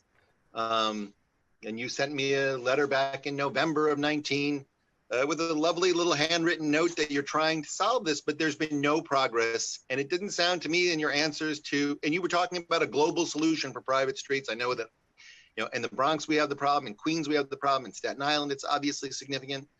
I didn't hear anything that we actually made any progress. Like I thought there was a plan coming out for how we were going to deal with these private streets. I have streets that were, that are very, very old, that there may have been community associations set up at some point to maintain them. Nobody knows who they are. There are no records anymore. And I have constituents, some, not that paying property tax should be dispositive here, but they are paying significant property tax. And it looks like a bomb went off on their streets. And we can't, previously, we used to be able to get what they called strip paving. I've got nothing. The streets are really, really dangerous, and nobody seems to care. Well, I think I was sort of making that point to Councilmember Matteo, and I certainly had you in mind that the issue of private streets is in all 5 boroughs. It's not just a Staten Island phenomenon. And I think what we had talked about, and I'll admit, I think the city sort of never came to a conclusion about it, is, do we potentially, for example, create a program that we're sort of talking about 2 separate problems. One is the sort of these legacy streets and how we can maintain them and perhaps get them up to standards. And then I think what Council Matteo is also talking about, which is going forward, how do we make sure perhaps that we don't add to the inventory, that at least we don't make the hole any deeper, and that we don't add a lot more private streets to the city's inventory, knowing, as you pointed out, that as the years go by and the mists of time, whoever owned these streets, whichever developer, built a crappy street, has pocketed their profits and left the scene. I think what we had talked about, and again, I think this is, something for the council to grapple with. As you and I discussed, it's a lot of money to fix all these streets. One could potentially envision a program where you would evaluate them all. You would sort of pick the ones that are in the worst condition, perhaps in the lowest income neighborhoods, and create some kind of a pool to start repairing them. I'll admit, I think we talked about that idea and it didn't come to fruition. We do, and happy to, in the streets you're talking about, there are cases where we can do, some minor repairs, but one of the challenges we have, just because we're talking agency budgeting right now, is if it's not a mapped street, I can't use city capital funds to do the work. I have to use my expense funds, my operating funds. As I said in my testimony, I've already seen my operating funds cut by 12%, $125 million, and more cuts to come. So just a problem which was already a sort of a challenge for us financially is even a more severe challenge now. But look, I think, from you and your colleague, there's no doubt that the city has not come up with a good solution for these streets. I think in part because it is just an enormous expense to do so. I mean, is your testimony that's, as time winds down, my time is winding down maybe sooner than others, but this is a problem we're going to kick down the road to the next administration? I mean, again, I sort of put it back to you all. I mean, is this a problem we want to, in this sort of time of fiscal challenge, dedicate some resources to? I mean, I think in the past, we haven't done that, but, that's, I think, a sort of a budgetary discussion, for all parties to have. I think there's no question, obviously, if we can get borrowing authority up in Albany or, some kind of federal relief that will make some of these, some of these fiscal challenges a little easier. I don't think we can, we know the answer of how that's going to turn out at the moment. I suspect that there are scenarios if we acquired title to these streets, then they could be capital eligible. We can't acquire title until the streets are improved up to our standard. That's the by law. Yeah, you have to, yes, I mean, that's, the city doesn't take them into our inventory until they've achieved our standards. I mean, it's the situation is a mess and it's dangerous. People don't have, it's in terms of emergency vehicles. I can't tell you how frustrated I am that this is, that we just have not made any progress going forward, with a plan to go forward on this. Chair, if you'll indulge me for just one more second, I just wanted to say on street dining, I am impressed about how well, I will concede, I was one of the people concerned about having community involvement in the rollout of this program, to Councilmember Reynoso's point. And it's true that by and large, I think it has been incredibly successful. I will say, and I think it's been addressed, the one challenge I've gotten is actually from restaurant owners about compliance with conflicting regulations, and inspections where, in the morning, FDN, the fire department would come, in the afternoon, DOT would come, and there would be conflicting, rules about how to be in compliance. And that was really a challenge. And sometimes they were getting fined. But it's my understanding, I think that there's been some relief on that front. Well, let me respond to that. And just to be clear, the city has not fined, DOT has not fined any restaurants for roadway setups. I will concede your point, council member, and I certainly apologize for it. Again, as we were flying the plane, as we were building it, I think, as I said in response to a question, one thing perhaps we weren't prepared for is when restaurants went out into the streets, a lot of them clearly did not understand our guidance about how to set up safely. And I'll admit, we mobilized very quickly. We brought in sister agencies to help us. I'm appreciative, FDNY and Department of Buildings and DEP to do the inspections. I know there were probably a period of a few weeks where restaurants were hearing from a lot of city officials, and I apologize for that. The goal was to try and get everything as safe as possible. And I'm happy to say the overwhelming majority of restaurants, I'd say within those few weeks, got good setups that are safe. And I think the program has been pretty smooth since then. Now, I will admit there's also state inspectors coming. That side of the house we don't control, but the State Liquor Authority, it's no secret, has been out. I can't speak to their efforts, but on the city side, I think, with the scramble to get the program up and running, there were definitely some growing pains, and we apologize for that. But I think now, I'd probably say at least for the past month and a half, things have been running pretty smoothly. And, again, if you have restaurants who feel like they have questions, concerns, they're getting inspectors coming, please, you can always obviously come to us, come to the Borough Commissioner's offices, and we will troubleshoot. And I will just say to your point, I know you were a bit of a skeptic about whether we would sort of just do this without the community boards, and thank you for acknowledging it's worked well. And I want to say we have, even though we have not done a formal community board process, we have, of course, been in communication with community boards, with you council members, with civic groups. I mean, we have certainly tried, even absent that formal process, to work as closely as we can with all of you. And we do appreciate, in a lot of cases, you all have been great leaders and helped troubleshoot and mediate. So I think even without that formal process, it's been a good partnership. I can't argue with you. Thank you. Thank you, Chair. Thank you, Commissioner. Next, we will hear from Councilmember Holden, followed by Council Members Rivera and Levin. I'm sorry, I guess we just, go ahead, Councilmember Holden. Okay, thank you, Commissioner. Time begins. Thank you, Commissioner, for all your hard work. The restaurant rollout, the open streets was terrific. I was a skeptic. I've never seen the city operate so well on a program, so I want to thank you and your staff. I know it was a difficult task. I don't want to beat a dead horse, Commissioner, but I want to talk about private streets because, that's a concern I brought up to you before. Mm-hmm. And I have some particular ideas for it, if you'll allow me. Obviously, most private streets are next to a city map street, so they have an impact on city streets. Obviously, there's no drainage. Like I have a street behind me on a hill. It's not a map street. There's no catch basin. So we have a river in any kind of rainstorm, thunderstorm coming down into obviously a map street. So into catch basins on map streets. So they do have a direct impact. In fact, many of the private streets don't have curbs and sidewalks, nor catch basins. So we're in a kind of catch-22 here because I promise the constituents that we'll try to get them relief. We'll try to do something with that.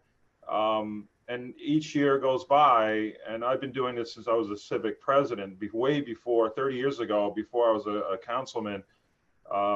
We've been trying to address this, and we keep banging our heads against the wall. We did have a creative, I think it was a Queens commissioner, Tony Fasulo, who even on city map streets where there were no curbs or sidewalks, he would install them. In fact, we still have what Tony Fasullo installed 30 years ago, right across the street from my house.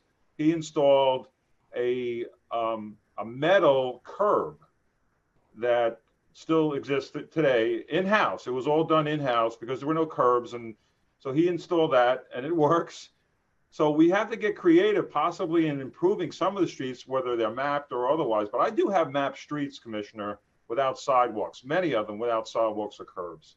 And I can't understand that in the 21st century. We're improving streets over and over again. We're building new curves, we're fixing sidewalks, when some in my community never had one, never had a curb or a sidewalk. So I would just like to know, is there any plan, not only to address and I know you mentioned obviously the private streets, but improvement on just city streets. Why today do we don't have curbs or sidewalks on many of my streets that are city map streets?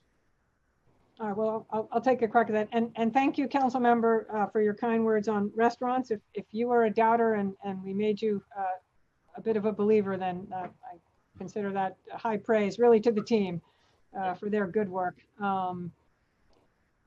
I think, quite frankly, and this is a challenge, again, I'm going to sort of bring it back to you all too. I think in a lot of ways, the challenge you're talking about is a budgetary one at this point. The cost of, particularly for a map street, as you say, to bring a private street, into the state of good repair of a map street. You're saying for most of these, that means installing drainage systems and sidewalks. It's very, very expensive. And I think, it has been a question of priorities. And again, I think something we need to talk to the council about, particularly now, as the city's capital's budget. We have made a lot of big commitments, as you all know, in recent years in the city's capital budget, big projects. Jails and coastal resiliency, and for example, in Southeast Queens, a part of the city very prone to flooding, massive new efforts to install water and sewer infrastructure, big school, but just I think a lot of big capital needs that the city has. I'm hearing from a lot of you, and perhaps this requires more conversation offline. You think that's, particularly, I think, for the worst of these private streets, we need to make them a higher priority. I'm not even talking, let's put aside the private streets, because you did mention, that there are challenges, but certainly city streets, map streets that don't have sidewalks and curbs or some catch bases should be a priority. I'm not saying that, we should have some kind of regular program. Just before my time expires, I just want to get in one. I know you said your workforce was down 8%. And it was a lot of the budget and COVID, certainly. Can we expect even longer waits? Because I'm waiting 3 years for speed bumps. I'm waiting 3 years, almost. Time expired. Almost 3 years for traffic signal timing improvements, turning lanes improvements that were mistakes, and now it's taking years to correct. So I got a host of issues that seem to be going nowhere. And what's going on in my district is that I have a lot of backup traffic because of these issues and causing more pollution and frustration, even during the COVID. So I want to work with your office, but there are certain simple fixes that I think we could do without waiting years. Thank you, Commissioner. And I'll just say, Councilmember Holden, happy to go through that list with you. But to answer your question writ large, yes, there are going to be longer waits for everything. Okay. A 12% cut in my expense budget, and already down 8% in my workforce, with more coming. And particularly for my agency, remember, I'm a very complicated agency with a lot of different programs. I'm not going to take, deckhands from the Staten Island Ferry and have them go do traffic signals. I have a lot of different pots and programs, and those kind of cuts, it's a deep impact. I don't want anyone to be misled about that, and I'm afraid, unfortunately, everyone's going to feel it a bit, as we're seeing in other things, in garbage collection and all kinds of things. We were very fortunate in the city. We had basically 10 years of budget growth, and it meant, we were able to accomplish a lot of things. And now, obviously, we're in a much more difficult fiscal situation. Thank you. Next, we will hear from Councilmember Rivera, followed by Councilmember Rose. Councilmember Rivera. Time begins now. Thank you so much. Hi, everyone. Good to see you. I'll try to blaze through these as much as I can, and thank you for all your answers thus far. So just generally, do you think that the current Open Streets program effectively addresses concerns around equity? And would you say that as we move towards a more equitable program, I still have my legislation in the council. It can be amended to address a number of concerns. And based on what I heard today, is your concern in making the Open Streets program permanent, which I wholeheartedly support, a resource issue? Yeah, and Councilmember, I want to apologize. I know you wrote me a letter raising some of these issues, and I'm sorry. I have a response drafted, and we didn't get it out the door in time. You will get it shortly. And I think I want to just, you raised some very good questions, and I think I want to talk about it a little bit. And I have to say, I think, again, as with all these programs, we learned a lot as we went along. With Open Streets, when the mayor announced it, we tried very much to make it an open process. We did have an online portal. I had my borough commissioners contact each of your offices, contact all the community boards, contact local civic associations. We tried to do as much outreach as we could. We tried to make sure we were doing it in multiple languages. And I will say, quite honestly, there was support for the program all over the city, but it was not the same all over the city. I think some council members, I'll just say perhaps in more affluent, kind of transit-rich districts, came to me with a list of 40 streets they wanted to make open streets.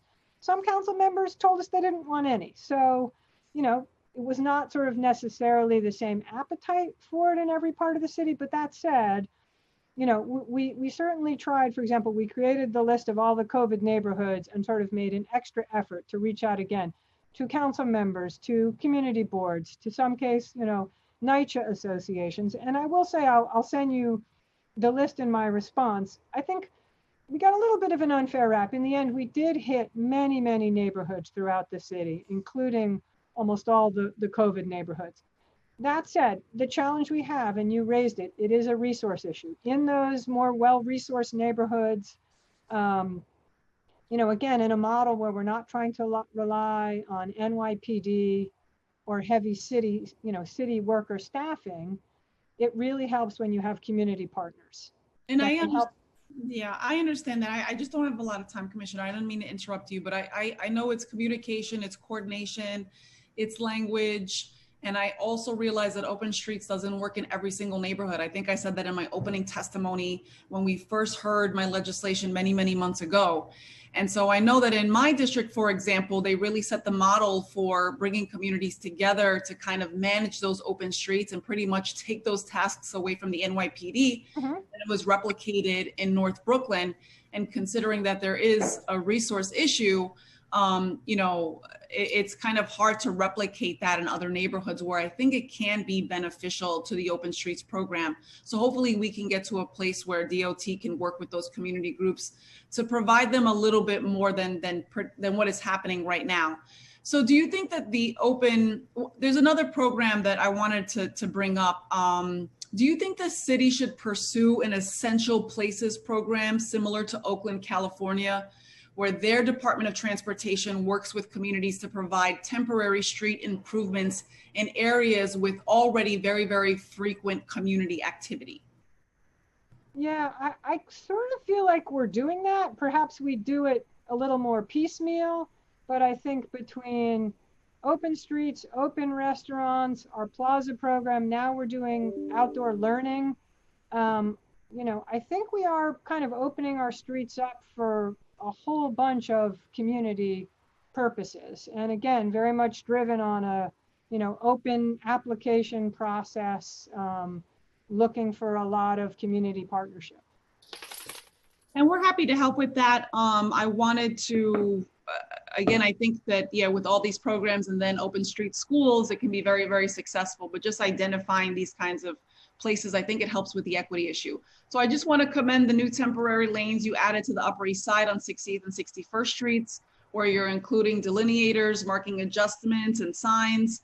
And I hope that that kind of treatment is going to be added to other temporary bike lanes. And as we work to expand the program, hopefully make more connections to larger bike networks. So I'm expired. I just wanted to, I hope to receive the response to my letter very soon. I don't know what date you gave me, but I'm expecting it's going out the mail any minute. And looking forward to hopefully implementing some version of the Office of Active Transportation, since you did mention micromobility a lot. And we want to prevent any future tragedies on our streetscape. I'm looking forward to working with you on that. Thank you, Mr. Chair. Thank you. Next, we will hear from Councilmember Rose. Councilmember Rose. Time begins. Thank you.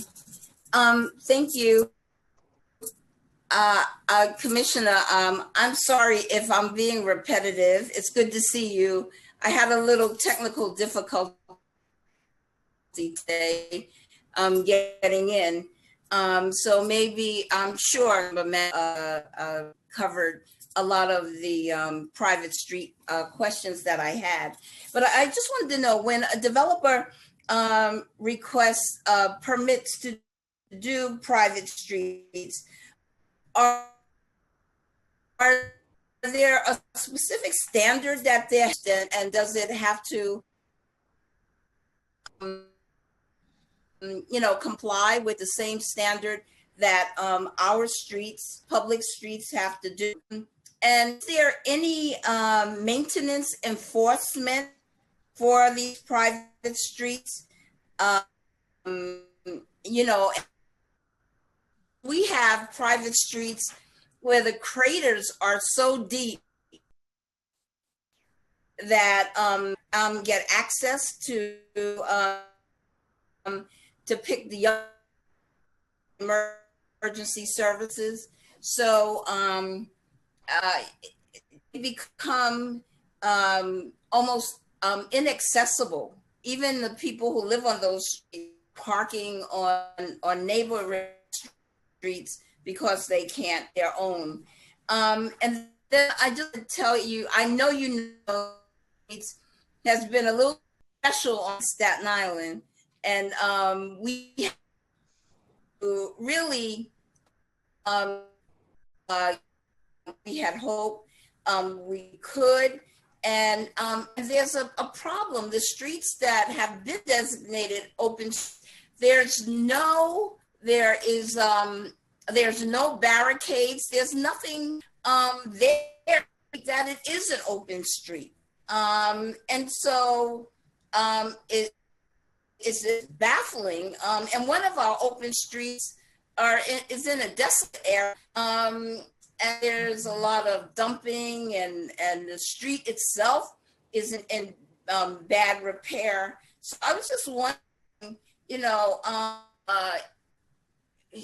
with the coordination, the police department doesn't even acknowledge a couple of that have open streets. There's nothing there to even indicate that it is. So I know that's a lot, and I know your special project with our issues, but I was hoping that you could give me some answers to those. I'll take them in reverse order, Councilmember, and I apologize, your bandwidth is a little low, so I'm not sure I quite heard everything you said, but I'll answer best I can. Sorry. I'm sorry to hear that there's a problem with the open streets. I'll get for you. Maybe I'll have my staff call you afterwards, and let's go to the location. I mean, obviously, if we need to work on the barricades and coordinating with PD, let's make sure we do that. I know it was hard fought to get those streets in Staten Island, and we want to make sure they're successful. Yeah. I think on the larger question of the private streets, your questions get at the heart of the issue. They are not required to be built to the same standard as city streets with the same levels of quality construction and drainage. That's why developers like them, because they get to do them very cheaply. And in the end, you're right, it's the local residents and the city that sort of wind up paying the bill some years down the road. I'm certainly hearing today that this has become a growing issue. And I think after this hearing, we kind of need to convene some of you all and talk through potential solutions. We obviously don't want there to be streets with craters that are dangerous and impassable. And, you know, we're hearing from you all. We got I mean, like, solutions. Right. I mean, like sanitation, when there's an unhealthy or unsafe situation, they have a process that they go through, and they will eventually and clean it up and take care of the problem. Is there any sort of that DOT has indicative of, you know, like, we need to now intervene, we need to go in and then maybe work through the cost, fighting with, you know, the developer or owners association? I'm expired. Is there some point that, you know, that there's some metric or some point where, you know, DOT just, we have to, it's a matter of public safety. The fire department couldn't even get down the street to, you know, to do whatever needs to be done. Yeah, it's a good question, Councilmember Rose, and we do go in, and obviously we'll take any request that you all get for where we see particularly dangerous conditions. I think, and we will do emergency roads. One of the challenge we have is some of the roads are so substandard, they've been flooded so many times that when we go in to patch them, it's just sort of sticking a Band-Aid on top of a Band-Aid. But you know, it sounds like we need to kind of refocus on some of these very worst streets, maybe some short-term solutions and then some longer-term solutions. Thank you. Next, we will hear from Councilmember Deutsch. Councilmember Deutsch. Time begins. Thank you. Thank you. Good afternoon, Commissioner. So I just want to get some clarity on the outdoor seating for restaurants, which I'm a little unclear about. So I'll give an example. I have a restaurant in my district. I'm going to use this restaurant as an example. So when the guidelines originally came out for outdoor seating, they were very vague, and they weren't really, they didn't come out with the guidelines like right away. It took some time. And like, there's this restaurant that put out the barriers that DOT uses, and they fill it up, you know, you fill it up with water. And DOT came in several weeks later saying that those barriers are no good, that it doesn't meet the specs. My question for that is that if DOT uses those same barriers for construction sites, in front of construction sites, for walkways, why is it good for that and not good for restaurants to keep the customers safe? That's number one. Number two is that the DOT inspector came down saying that they need a handicap ramp for wheelchair going from the curb to the street. So according to the ADA compliance, if you have 5% dedicated seating for people with disabilities, then that's all you need. So why a restaurant that has, let's say, 60% seating on the sidewalk and 40% on the street, why would they need that ramp? That's number two. And number three, in order to properly social distance and to make sure businesses succeed, sometimes they need to extend above their property line. So this specific restaurant got permission from the neighbor and has an additional 5 feet that goes beyond their property line. And they received a 24-hour notice to remove 2 tables. So I'll sort of take those questions in order. And I think on the one you're mentioning about what's called the YODOX, the barriers with water, I think, as I said early on, and again, I apologize for this, we had a bunch of different agencies who kind of quickly jumped in to try and inspect all the restaurants. And, you know, there was not perfect consistency. We do allow those barriers if they're filled with water. So if this restaurant is still having an issue with that, please let me know. In some cases, we saw that the barriers were empty. So I don't know the particular circumstances of this restaurant. All right, so what happened was the restaurant removed the barriers, and it cost them $2,500 just last week. They bought new barriers, and it was an extra cost of $2,500, and they were asked to remove them. So I'd like to get the particulars of that. Who asked them to remove them? What the circumstances were? DOT. Well, so maybe you could get us some of that paperwork and connect us with the restaurant. Okay, excellent. Okay, because Okay. according to the specs, as they go up, they're supposed to be a little wider, and those barriers that DOT uses is a little narrow on top, so it didn't meet exactly the specs that you have in your guidelines. So they were asked to replace them. All right, well, let us take a look. And I would just say to you and sort of any other members, if you're hearing from restaurants who have concerns, obviously our borough commissioner's offices, we're there I to reached help out. we're there to No, I help reached out. troubleshoot. I reached out to the borough commissioner, and I was told whatever the guideline says, that's what you have to do. Okay, well, I will. Okay, we'll so that's number connect one. with The you. second, Take a the look. second one. Okay, Is so if you could the answer. wheelchair ramp? Yeah, I correct. think we just thought it was sort of too complicated to parse it out like that. I think most restaurant, it's been pretty easy. They've either taken a little metal ramp or they built a little something out of wood. Hopefully nobody has found that requirement too complicated. I actually haven't heard any complaints about it. It takes away seating when you have to put a ramp. It takes away one table, so that's why this restaurant had to exceed Most 2 feet. restaurants, since they're supposed to keep their tables 6 feet apart, they put the ramp right in the middle. Well, depends the layout. Okay, so that is okay. That's not a big deal. And then the third question was The permission from the neighbor. So Yeah. so that is not actually yet an official part of the program. Right now, restaurants are only legally entitled under the Open Restaurants Program to have the space right in front of their storefront on the sidewalk and on the street. I recognize that restaurants have started to spread out, and it's certainly something City Hall is looking at and seeing how, we can sort of accommodate. But technically right now, that's not part of the program. Yeah, and that's an issue. Right, That's an issue for the small businesses. All right, no, I understand. Because in order to I properly think social distance. we're talking about how to potentially codify that part of the program, but it does sort of add to the challenges of sort of getting permission from the establishments next door, making sure no one feels pressured to perhaps pay for the privilege. So we're sort of looking at those details. And look, as I said, one of the challenges we have with this program, it's not necessarily, unfortunately, going to work for every single one of the 27,000 restaurants in New York City. We're trying to make it work for as many of them as we possibly can. Okay, so I'll reach out to you. I have one more issue. The city is doing handicapped ramps, which we know that the city is in a more than $9 billion deficit, and they're redoing handicap ramps at the corners. So you would see ramps that are really not, in disarray or damaged, and the city's going around and redoing them.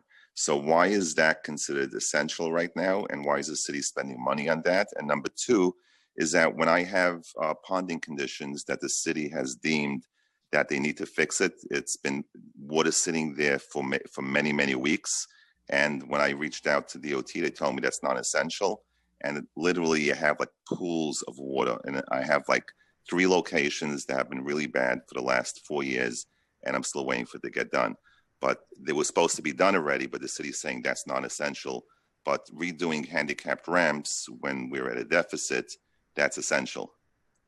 So, council member, you probably remember that the city was sued by a coalition of disability groups over the lack of PedRamp access.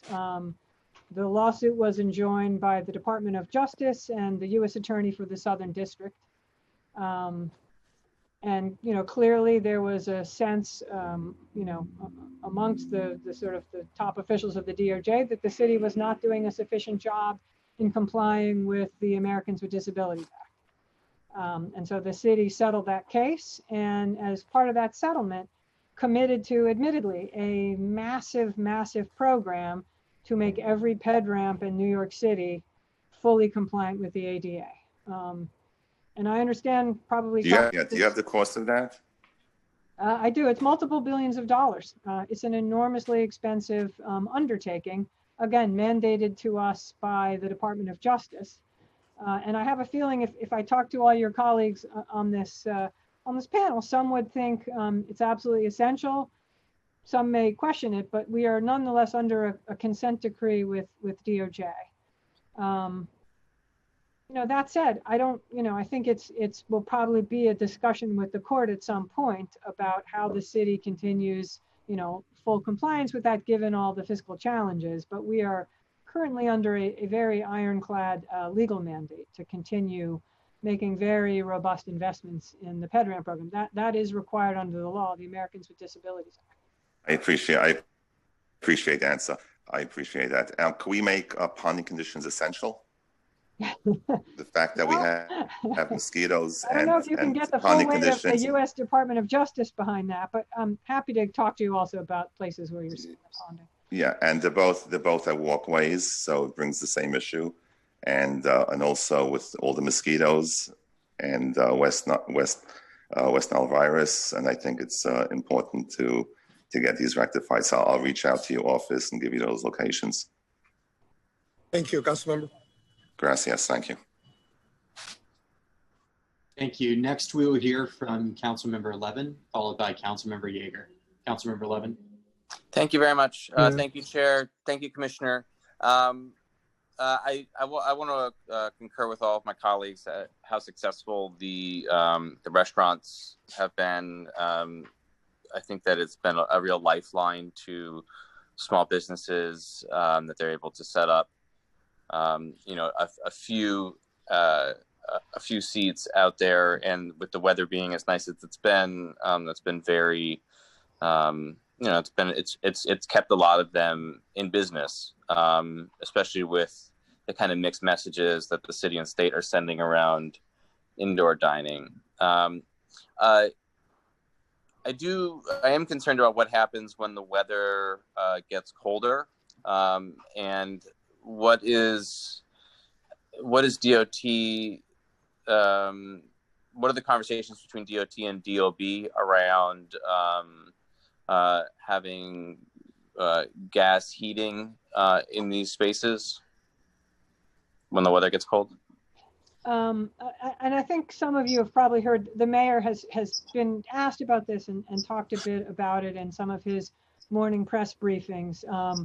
City Hall is certainly leading an interagency effort. It involves us and Department of Buildings and FDNY to look at how we could continue this program further into the winter, how we would potentially do heating and make sure that it's safe. And I think we're going to have more to say on that soon, but there is an interagency group looking at that for sure. And we recognize, a lot of these businesses would like to keep operating, even as the weather turns cold.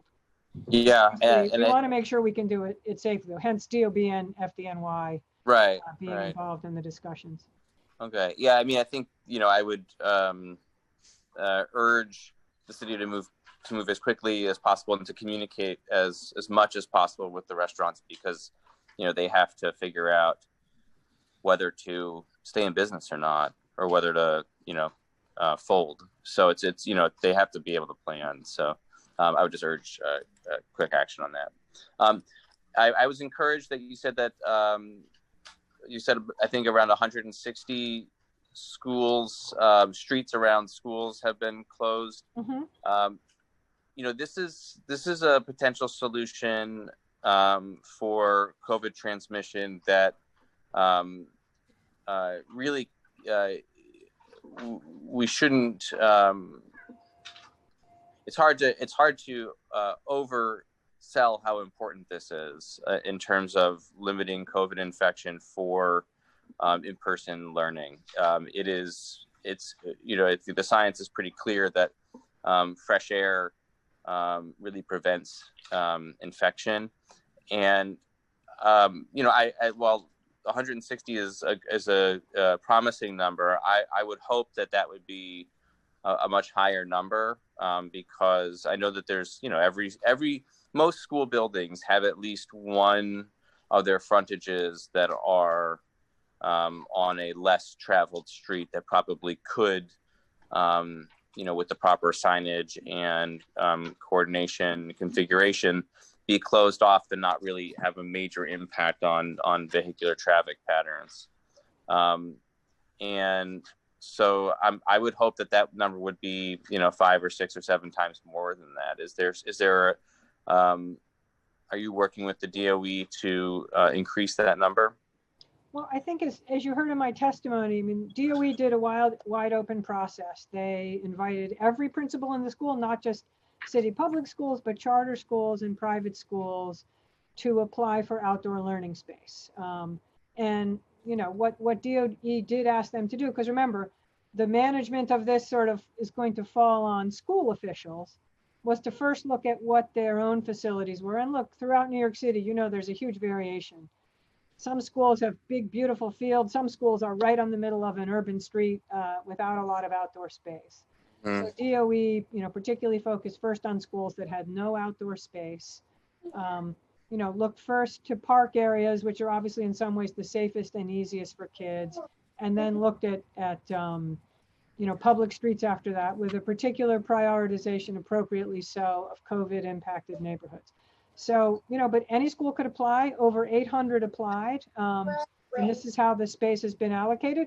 The application process is still open. Any school's principals can come to DOE and apply for that public space. But, you know, I think just to remember, particularly, for example, for classroom learning, there's some logistics Time is expired. in doing it on a roadway. You know, which potentially can be a bit easier, you know, in a park where you don't have to deal with barricades, moving vehicles, et cetera. All right. Thank you so much, Commissioner. Thank you. Thank you. Next, we will hear from Councilmember Yeager. Councilmember Yeager. Time begins now. Thank you very much. Thank you, Mr. Chairman. Commissioner, it's a very brief follow-up on Councilman Deitch's question, because I've seen the same thing on those pedestrian ramps. And I know that the city's doing this as a result of the settlement or the consent decree. Your reference to that sometime in the future may be an opportunity to go and revisit that. Has there been any conversation about going to the court and reopening the case and showing what the progress that's been made and asking for, say, a 2-year delay? Before you answer, I want to give you the context. In my neighborhood, which borders Chaim's, Councilman Deitch's, what I'm seeing is very pedestrian ramps that are in very good condition, but may not meet the best specs because they don't have the bumpy red portion, but they do have the lined cement portion. So it's there. And a lot of this is in residential neighborhoods where there isn't really a lot of foot traffic. But because you have this consent decree that you're required to do it, you're kind of forced to do every single one, no matter what, whether it's necessary or not. And so my question really is whether or not you're in a position where you can go back and say, this is what we've done, this is what we're facing, this is the cost of the program, and we will commit that, you know, in an out-of-year capital program, we're going to get back to this, but we need a break. So, and I appreciate the question. And at this point, you know, again, as part of the consent decree and the way DOJ is looking at this, and I hear you can have your opinion on it, I may have mine as well. The ped ramp must meet every single detail of the specs put out by DOJ and USDOT, and they are very exacting. The tolerances, the planes, the truncated domes, the color contrasts. And so, you know, it is an exacting standard to meet. If I may, the way, yeah, my is shorter than yours. I don't dispute anything you're saying. I know that you, I don't want to use the term gun to your head, but you do. They have the standards. You have to comply with what they've said. You have to meet them, whether I like the pedestrian ramp or not, whether it's necessary or not, whether you think it's necessary or not is really irrelevant, because you're stuck with this order that the city did because it had to enter into the agreement. My suggestion, though, I'm not the expert, you are, but my suggestion would be whether or not you and the Corporation Council can have a conversation in the next day or two about what steps need to take place to go back to DOJ and say, can we reopen this? Let's have those conversations. Perhaps there are members of the council who would support this and give you a letter of support and say, this is what we're doing in the city right now. And this is the problem. These are the problems we have. And at least start the conversation, because this is a multi-hundreds of millions of dollar expenditure every single billions. And council member, I've already had many conversations with the Corporation Council about this starting back in March. Because you may remember, at first we suspended a lot of our operations during the height of the pandemic, and obviously we are very sensitive to the budget condition and now the very dire competing priorities. So let me just reassure you, yes, we have been in communication with Corp Counsel. You know, our lawyers are formulating a legal strategy, and you know, might some support from council members be helpful? I may take you up on that offer. So thank you. My next very quick question relates to the second piece of Councilman Deutsch's question regarding the, not going to get into the particular restaurant because I happen to know that restaurant and its problems as well, but the general topic of restaurants in some of our neighborhoods where they are in residential areas or abut residential areas, and it's relatively simple. This is not Midtown Manhattan. This is actually one of the conversations I had when the city was doing this program at the beginning. The mayor announced it before we did a bill, so the mayor was actually there ahead of us on this. And the one piece I think that you and Councilman Deutsch alluded to is dealing with the neighbor permission thing. I believe, notwithstanding whatever statute we gave the mayor on this topic, the department can institute some sort of a program where if there's a letter of no objection from a neighbor, you know, if there's a shoe store or a home or something else, an apartment building next door to a restaurant or an unoccupied business because the business is unoccupied. I mean, I have restaurants that are literally next door to stores that are available for lease. Whether there can be some kind of letter of no objection process where the neighboring, you know, but not in an official crazy way, but the same way that you're doing it now with this streamlined immediate approval process. We are, council members, we are certainly trying to figure that out. Just one challenge I will flag is part of how we made this program work is we were able to get an agreement with the state liquor authority. And I think one thing about sort of codifying, allowing restaurants to further expand is the state liquor authority was comfortable with the space that was sort of adjacent and right in front of an establishment. It's maybe a more involved negotiation to try and expand that, but we hear you. We know a lot of restaurants want to do it. Frankly, some have already gone off and done it, and we are trying to figure it out as quickly as we can. Permission to go on with one more question. Can I make a suggestion on that topic? Is that if you can sort of parse the issues maybe and leave those restaurants that have liquor licenses aside, and let's say, you know, pizza shops, burger places that are not serving alcohol, maybe there can be a separate kind of, you know, okay there, and then the SLA would be fine with it. Good suggestion. I want to, we're running out of, you know, I've made this speech in various different ways, but we're running out of time on the lifeline of restaurants. I know you know that because I know you've seen this, and that's why you've been pushing this for a long time. But until we're at the point where we're going to reopen them to some capacity, we're letting them rely on this tiny little sliver that they have, and they're dying every day. They're shutting down. So if we can give them an extra 5, 6, 7 tables and give them the will to, you know, soldier on for another month or 2 or 3 and hopefully get them back open, maybe that's the solution to not killing all of them. That's all for me. Thank you, Mr. Chairman. Thank you, Commissioner. Thank you. Thank you. Thank you. Commissioner, I just have a few questions before you will go and we will continue listening from the other panels. One is, as you know, when we do Car Free Day, unfortunately, you know what happened this year, we couldn't do it. But when we mean you, DOT, or working with local entity or typical case, a Car Free Day, before closing the street, you know, you need to check with the NYPD because there's also matter related to safety. Does NYPD check with you, I mean DOT, when they close particular blocks? And what is the procedure that they follow up to reopen? So, and look, I want to be careful. Obviously, this summer we've had some extraordinary circumstances, and I know, obviously, I got the letter, you know, that was addressed to Commissioner Shea from Borough President Brewer, talking particularly about the issue of some streets in Manhattan closed down around precincts. And I will certainly say, I think, you know, we try and work closely with NYPD and communicate and coordinate about street closures. It is not a seamless system. I will readily concede that. And you recently talked to Deputy Chief Fausto Pichardo, particularly about this issue of the streets closed around precincts. And I know Commissioner Shea addressed it yesterday, and I think PD is committing to try and get as many of those streets open as quickly as they can. And we are going to try and do a better job of coordinating, but I think sometimes NYPD, for operational reasons, and obviously this summer protests, there were a bunch of things going on.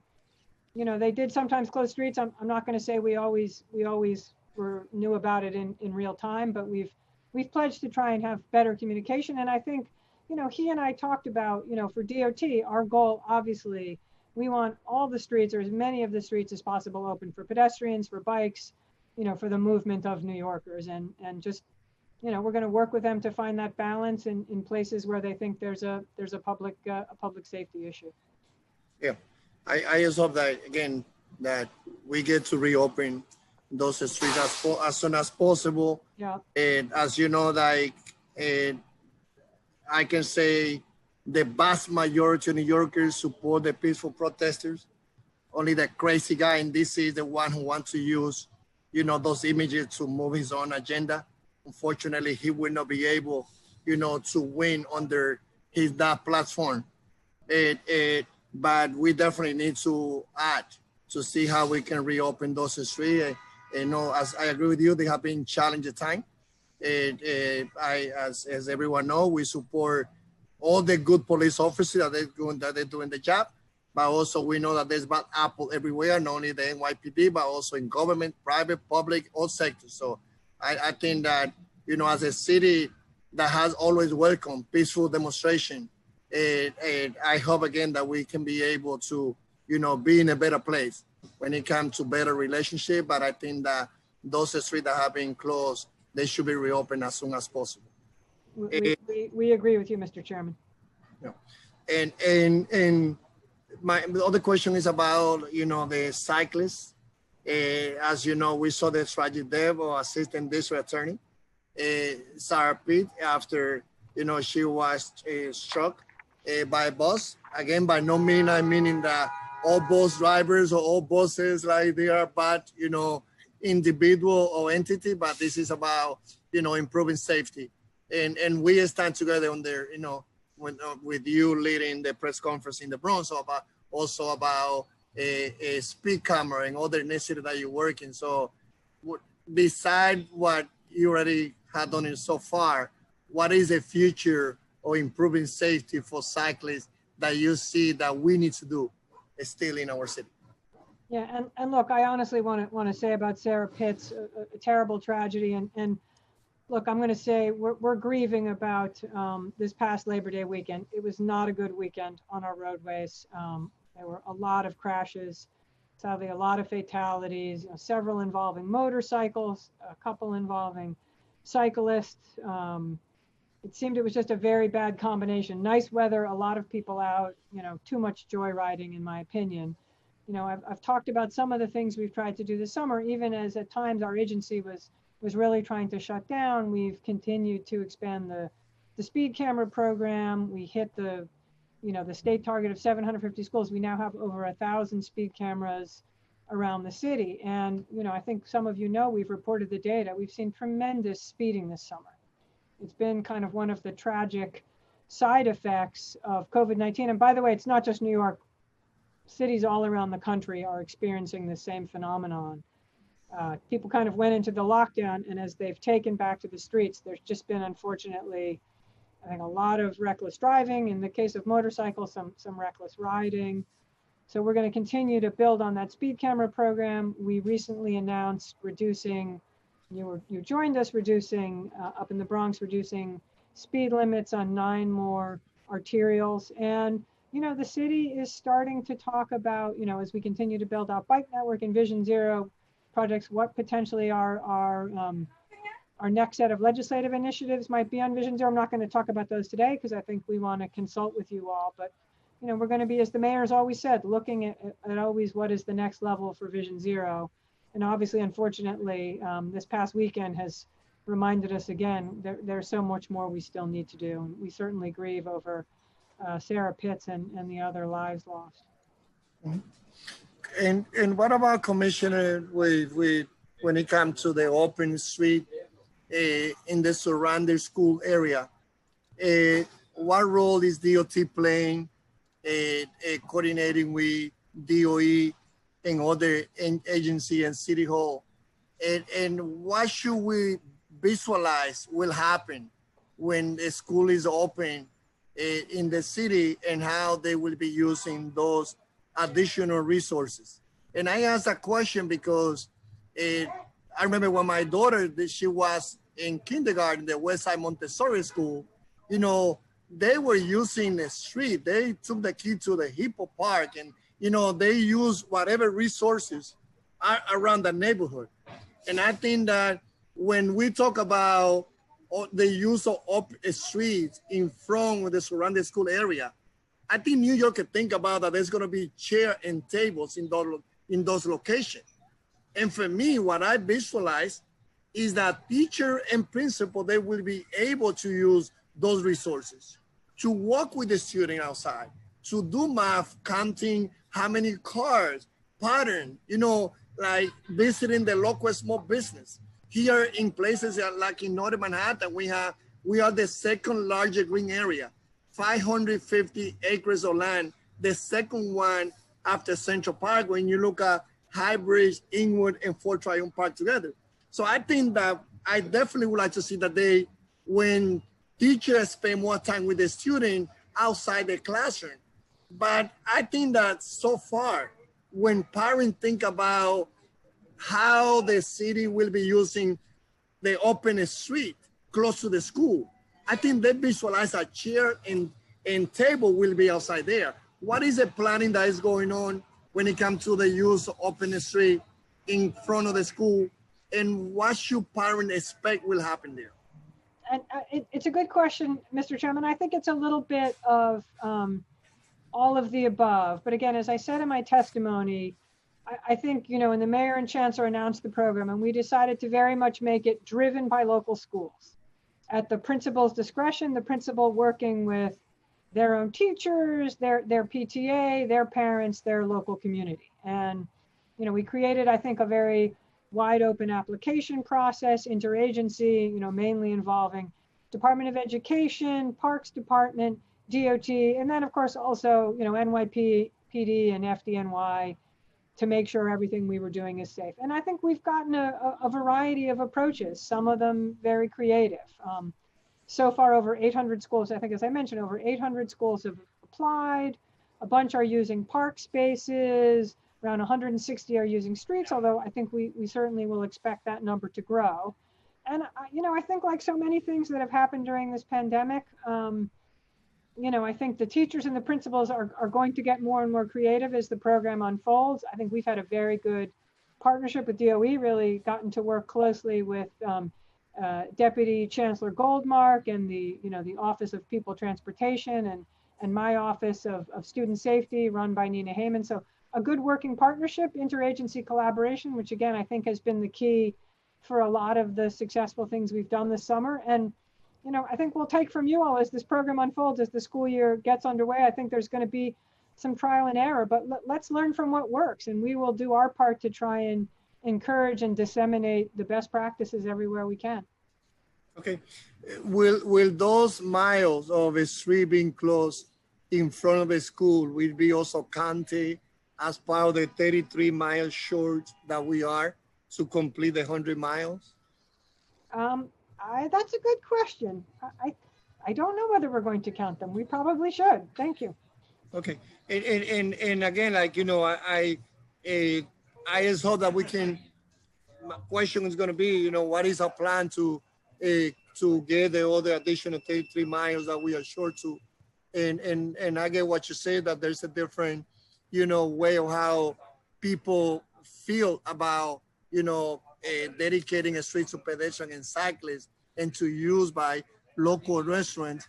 But I just hope that we can continue planning to get that goal of getting to the 100 miles. And as you know, we still have some proposal that we're waiting for in Northern Manhattan. I know that, as you say, that there's other that you have oppositions. I hope that we can follow with you and your team to see where there's potential to go and close those 33 additional miles to accomplish our goal. We certainly welcome the council's partnership on that. Okay. And my last question is about mopeds. And as you know, we cannot leave this hearing about the user street. And as everyone knows, I appreciate the expansion of City Bike and electrical bike and mopeds. And I've been a big supporter. However, as you know, as I supported all the new innovation transportation, the safety of pedestrians and especially senior citizens for me is important. So as I have shared with you, there's a bill that I already have introduced. I hope to work with you and your team to look at this bill. And the bill, as you know, for the purpose of everyone in this audience and the whole New Yorkers, is intended to do is to put more clarity of what should be required, not only from Rebel, but to any moped, a private entity that would like to do business in our street. So how things going with Rebel after they are back in business, and how do you feel? Have you had the time to look at the bill? Will you be open to continue conversation to see how we also move that legislation? Right. So thank you for the question. Rebel's been back on the streets for about 2 weeks, and so far, honestly, I'd say the report's a little mixed. I think we're still seeing, cases, particularly I'm getting sent pictures of people not wearing helmets. I'm actually hoping, as I said earlier today, to be visiting with the Rebel leadership on Friday. We are also, as I said, we are, getting the rulemaking process underway, which I know, Mr. Chairman, is something your bill addresses. And of course, always happy to work with you on that. We do want to make sure we can make that operation as safe as we can. But I will also say, and I know I've heard from some of you, here today, some of you big concerns about safety of Revel, but I've heard from many on the council saying, we love Revel, you have to reopen them. We think they're an important piece of mobility, particularly at a time when we're trying to discourage auto usage. So we're trying to balance all those competing interests, and part of the rulemaking process, and maybe would be something in your legislation as well, is making sure that we get public input, that we hear from all the voices, and we craft a set of regulations which are really going to work if we're going to have these mopeds on city streets. Yeah, definitely, we from the beginning, we appreciate what they did when they provide free services during the coronavirus, especially to essential workers in Uptown.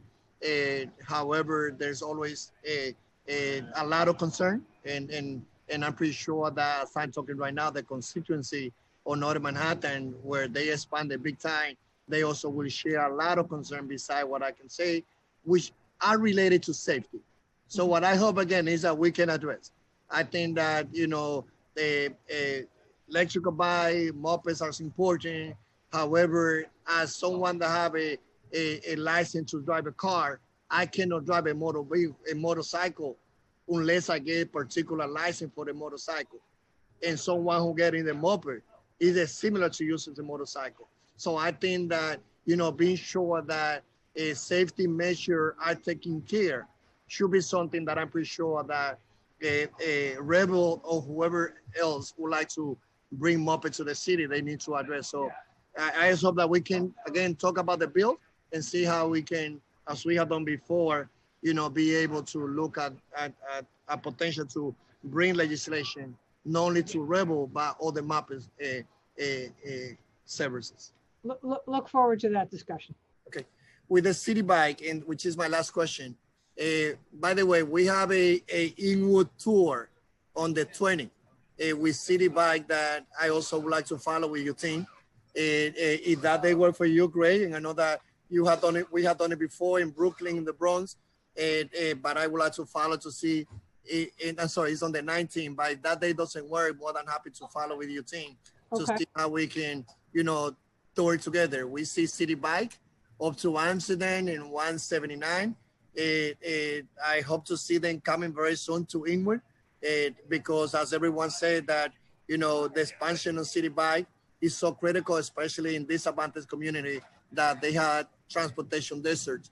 So it's more than a question. It's like hoping that we continue working with you and City Bike to expand their services here. And I know, I'm sorry, we talked about that ride earlier this summer. I definitely want to get it scheduled. Great, thank you. I see that Councilmember Cohen has another question. So Councilmember Cohen, if you got a question, we give you your turn for you to ask, and then we will move to the next panel. I'll be very, very brief, Chair. I appreciate it. Commissioner, it's just a follow-up to the Chair's question about the street closings around the precincts.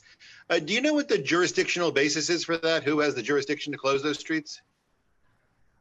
I mean, I know there's this discussion that technically, NYPD is supposed to apply to DOT. I don't know operationally that that's sort of particularly what happens. Obviously, I think when PD thinks they have sort of a security situation on their hands, they act quickly. But as I said, I have been in communication with, NYPD Chief of Operations, Chief Fausto Pichardo, knowing the concern. We've been hearing about the closures around the precincts, and, he and I are going to work together.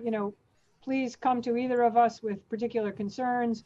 We've agreed, we share the desire to try and, wherever possible, minimize street closures. But, I think if PD sees a safety and security issue, I'm not really going to be able to tell them, stop and get permission from DOT. They're sort of going to take action if they think they need to. That said, they shouldn't leave the streets closed for weeks on end. I think everyone agrees with that. Yeah, I mean, they could come to you the day after and say, yesterday we needed to close the street for an emergency situation, but I think that the process should be formalized. I think it's important that DOT retain ultimate jurisdiction over the accessibility of our streets. I mean, I can't. Okay, well, I think happy to have more discussion about that. Thank you, Chair. Thank you, Commissioner. There are no further questions for Commissioner Trottenberg. Are there any further questions from council members? Seeing none, I will now call on Marjorie Perlmutter, the Chair of the Board of Standards and Appeals. Elio, and if you don't mind, before the commissioner leave, I just would like to, end the highlighting how this area look like. And thank, I guess I said, Rebecca, everyone that worked with this particular area. This air site is I think that the first one that they apply with a new regulation that the city established to have a use of the street with social distance, but also to serve those individuals that would like to enjoy a nice dinner here in Dyckman between Seaman and Broadway. So thank you, Commissioner. It looks beautiful, and after we're going to be applying, and they're going to be applying for have dinner. And they're going to be applying for a permanent plaza too. Okay. Understood. I don't want a moment to go by without just giving a shout out to Sean Quinn and Stephanie Levinsky, who are on this Zoom too. They did a tremendous amount of work, and their teams for Dyckman. So, thank you. Rebecca. Thank you. Excellent point. Yes, it took a lot of fantastic work from DOT, but obviously we're very pleased with the result. And the NYPD also, they deserve to be thanked because also, as we say, I know everyone know, I will always be involved in civil disobedience. I will always be marching in peaceful protest, but I always say that everything is local. And we also have a prison here in Northern Manhattan that they also been very helpful, working with the local small businesses here to be sure that any issue of safety is addressed together. So thank you too. Thank you. If no further questions for the commissioner, we'll now call on Marjorie Perlmutter, the Chair of the Board of Standards and Appeals. Chair Perlmutter, I will read the affirmation and then ask you to confirm your response aloud for the record. Please raise your right hand. Do you affirm to tell the truth, the whole truth, and nothing but the truth in your testimony before this committee, and to respond honestly to council member questions? I do. Thank you. You may begin when ready. Good afternoon, Chairperson Rodriguez and members of the Committee on Transportation and others listening in. I just want to throw in that I'm a great fan of the Open Restaurants and Open Streets program, and I want to take this chance to just thank the council members who participated in it, and of course, Commissioner Trottenberg for the excellent work on the program. I am, as was stated, the chair of the New York City Board of Standards and Appeals, and I present the following BSA testimony in support of introductory 2051-2020 and 2052-2020 concerning the regulation of private streets in Staten Island. The testimony that follows is actually an excerpt and a direct quote from a BSA resolution on a case in Staten Island that was decided on February 25th, 2020. It concerned an application for a waiver under New York State General City Law, Section 36, which proposed a development on privately owned unmapped streets and the role of the homeowners associations in constructing and maintaining such streets and related utilities and services. So this is the quote. In recent years, the board conducted site visits to developments on unmapped streets and heard considerable testimony that these safeguards from homeowners associations have proven inadequate. The Office of the Staten Island Borough President submitted an extensive amount of testimony highlighting the issues concomitant with these developments, as a myriad of such exist within its borough. Over the last several years, the board has learned that problems arise because builders frequently abscond after sellout of the development to new homeowners. Homeowners are not properly notified of their obligations under the Homeowners Association Agreement or aware that their properties are subject to the BSA's restrictions. Homeowners associations have gone unfounded and unfunded. Ownership of the private roadways has gone unrecorded and chain of title has been lost. Access easements have never been granted. Parking restrictions have gone unenforced. Snow has gone unplowed. Trash has gone uncollected. Fire hydrants have gone uninspected. Damaged roadways have gone unrepaired, sidewalks unbuilt, and street lighting never installed. Emergency vehicles have been delayed by inconsistent house numbering, non-continuous and sometimes unidentified streets, and double or triple parking blocking access. And homeowners and neighborhoods have been left with infrastructure in a state of disrepair and unplanned, unmapped roads that do not relate to or tie into existing roadway networks, unquote. And the submitted testimony actually has the link to that, that resolution available if you're interested in it. So the BSA believes that the proposed legislation will go a long way in preventing the above described mismanagement of private roadways and permit the appropriate city agencies to regulate and enforce their proper management. The BSA is available to answer any questions you might have concerning intros 2051-2020 and 2052-2020. And I thank you for your time and for the opportunity to present the above testimony to the committee. And if I have another second, I just wanted to correct a little bit of incorrect responses about the DOT's role in with respect to the GCL 36 waivers. The first is that the BSA is not a mapping agency. We are not involved in mapping at all. The second is that when there is an application for a GCL 36 waiver, we do reach out to the Department of Transportation for their advice. And we do that with many, many other kinds of applications. And the DOT has been fantastically helpful with those other types of applications where they have jurisdiction. Their staff is incredibly professional and skilled and extremely well focused, and we rely very much on their opinions. However, we are advised with respect to these unmapped streets that since DOT has no jurisdiction over them, DOT will not review the unmapped portion of the application. They only review the portion where the unmapped street hits the mapped or CCO street. And that's where, because a builder's pavement plan is required by the Department of Buildings. And so that's the only piece that they'll review. Other than that, everything else goes unreviewed by DOT. That's my testimony. Any questions? Are there any council members with questions for Chair Perlmutter?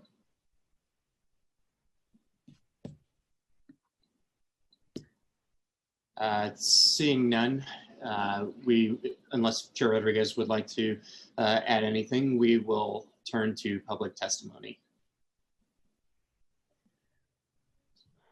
Okay, thank you, Chair. We'll now turn to public testimony.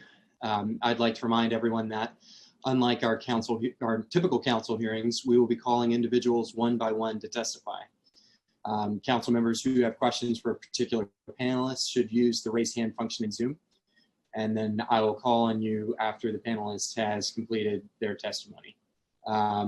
First up, we will hear from Robert Englert from the Staten Island Borough President's Office, followed by Amy Cohen and Stephanie Mansfield. Robert Englert. Time begins now. Good morning, Chair Rodriguez and members of the Transportation Committee. My name is Bob Englert. I am the Director of Land Use Planning and Infrastructure for Staten Island Borough President James Otto. I will be presenting the Borough President's testimony. Thank you for this opportunity to testify in support of intros 2051 and 2052. But please allow me a moment to express my gratitude for the chance to come home, virtually at least. I was a proud part of this institution for more than 2 decades, first as a staffer, then as a council member. It was fitting then that the first time I am testifying here is in support of legislation that reflects the quintessential role of the council, the People's House, addressing a unique local issue made even more urgent by the city's agencies' refusals to act. How appropriate is it that the solution to a long-standing Staten Island issue, one that eluded then council members Mike McMahon, Andrew Lanza, and me in 2003, will now be resolved by this city council in the year 2020. Today, we seek your help in formalizing the long overdue termination of one of the worst vestiges of wild, wild west era of irrational development and profiteering by developers. This legislation can be explained simply and directly in one sentence. Private streets must be mapped. It's simple as that.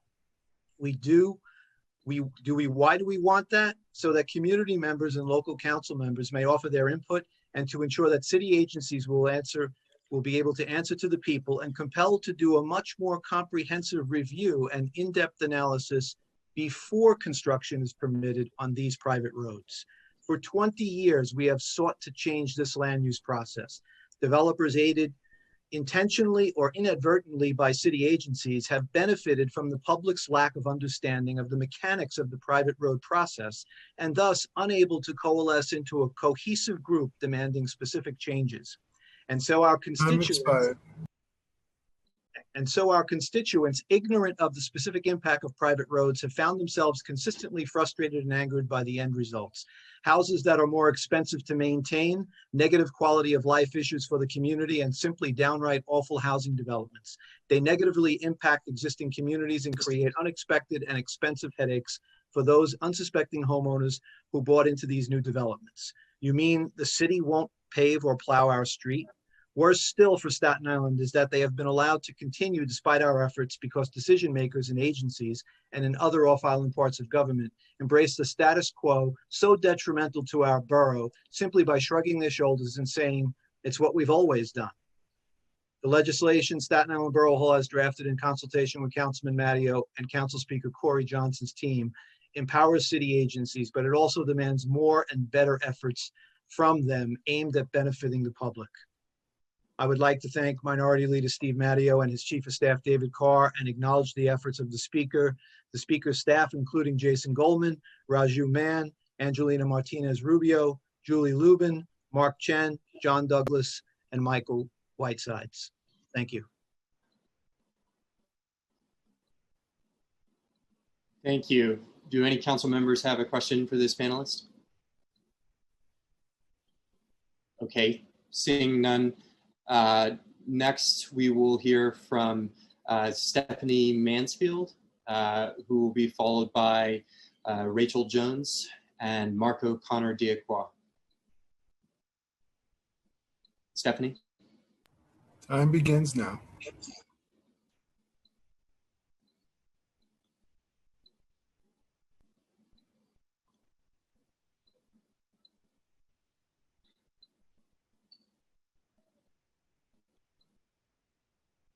Is Stephanie available?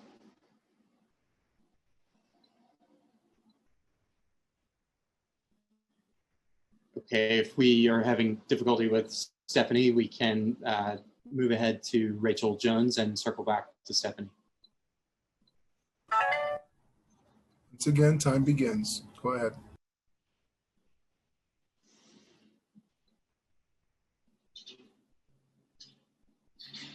Go ahead, Rachel.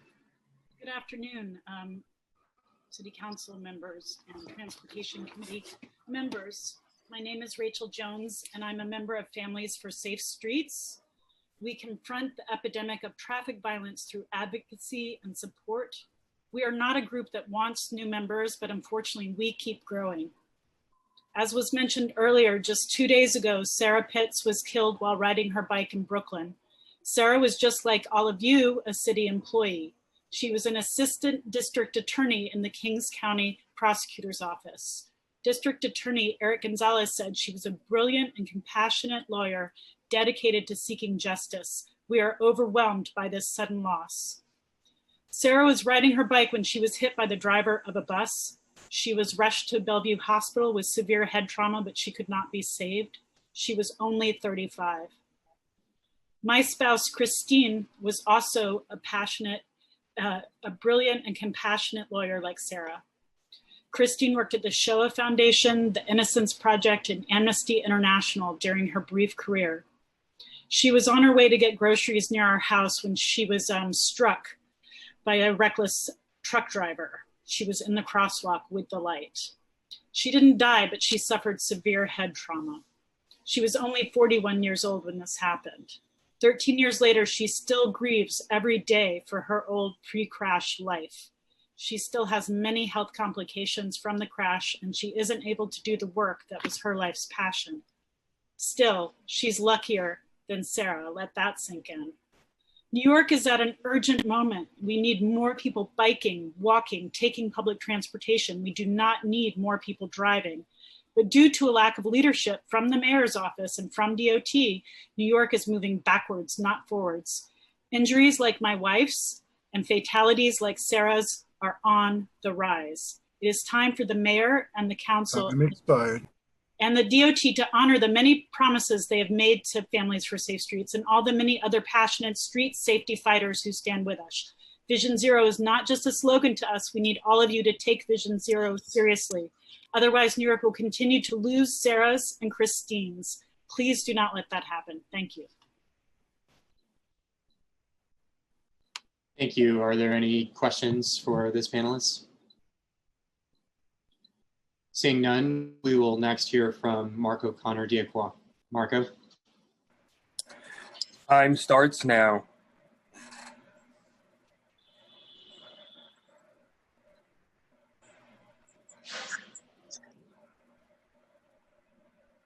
Yes, good afternoon. My name is Marco Connor-Diacqua. I am Deputy Director with Transportation Alternatives. And thank you, Chair Rodriguez, for convening this important hearing. And thank you very much for your leadership. Although New York City desperately needs a paradigm shift for how our streets are designed and used, we commend Commissioner Trottenberg and her staff for their work to advance critical projects during very challenging times, including open streets, restaurant seating, and life-saving speed safety cameras. But please do not believe the hype that we can't have nice things in New York City because of this pandemic. From our city administrations and from too many of our elected officials, it was another excuse yesterday and another excuse before that. This is the wealthiest city in the richest country on earth. Recovering from this pandemic requires us to reimagine our city, especially our streets, for the better, not for the status quo or even for the worse, with Carmageddon looming if inaction remains the guiding principle. Without decisive action, we may lose New York City's future to growing congestion, pollution, inequality, and traffic violence. However, the uplifting part of what we are all experiencing right now is that the solutions are at our fingertips. What we need is political courage and vision. First, do not believe the hype that open streets, bus lanes, and bike lanes cause traffic or that they're bad for business. The truth is the exact opposite. After 14th Street in Manhattan, for example, was made into a busway, we saw improved travel times with 30% decreases in travel times, increased ridership, and traffic did not worsen on adjacent streets. Retail sales for businesses along Fulton Street Mall in Brooklyn, Time's expired. Organization of Times Square saw a significantly increased retail sales. And protected bike lanes, open streets, and more space for pedestrians save lives, and they're good for businesses. Please do not believe otherwise. In addition, by investing in safe and equitable streets, the city's strained budget will benefit from less spending on NYPD and emergency crash responses, medical and public health expenses, and lost wages and lost economic activity for the city and crash victims. What we need is political courage and will to get this done for the city, for improved protected bike lanes, busways, and permanent expanded open streets. Thank you. Thank you. Are there any questions for this panelist? Seeing none, we will next circle back to hear from Stephanie Mansfield. Is Stephanie available? And time starts now.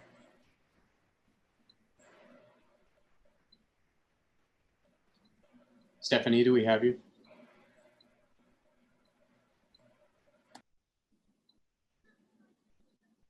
Okay, I think we're going to skip Stephanie again and try and come back at the end. Next, we will hear from Rose Ustianowski. Rose.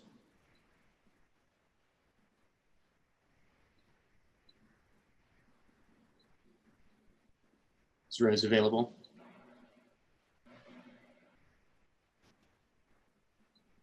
Okay. I think next we will hear from Christine Berthet. Hi, sorry, Rose here. I think I was on mute before. Time starts now. Okay, sorry about that. First of all, I'd like to thank Councilman Rodriguez and the rest of the Transportation Committee for holding this oversight hearing today. As the Staten Island organizer for Transportation Alternatives, I was both hopeful and excited when New York City's Open Streets program was originally announced, eager to make the most of the opportunities they bring to Staten Island. While I appreciate the Open Streets program and its potentials, it's become increasingly clear to me that its implementation has limited what Open Streets can achieve for Staten Island and the rest of New York City. The biggest limiting factor I've seen by far is the reliance that the Department of Transportation has placed on community partners in facilitating open streets. Leaving the facilitation of open streets to community partners not only shifts a government responsibility onto the hands of private individuals, but it also creates clear inequities in the success of various open streets. Under this model, open streets that are located in wealthier neighborhoods that have the most resources to bring tend to benefit the most from this program, while open streets in less privileged neighborhoods are supposed to be managed by the local police precinct. They are more often left to either flounder or simply disappear. I have visited such open streets where the barriers were long since destroyed, and nobody from the local police precinct seemed aware that the open street was supposed to be their responsibility in the first place. Another major inequity troubling me is the disparity in where open streets are located. Of the dozens of miles of open streets that have been opened throughout New York City, barely 2 miles of those streets are located in Staten Island, and that's including those that are filled with traffic due to a lack of maintenance. In addition, we've received no temporary bike infrastructure of any kind. This inequity leaves Staten Islanders at the bottom end of a program that could benefit New York City greatly. Since Staten Island is already known as a forgotten borough, this simply contributes to a sense that we've been forgotten by the city and that we don't matter. So I'd love to see these inequities addressed by the Department of Transportation. I'd love to see all open streets treated equally and get equal amounts and, you know, benefit the community equally. I'd also love to see equity in where these streets are located so that the Open Streets program is truly a 5-borough program that benefits all Staten Islanders and all boroughs.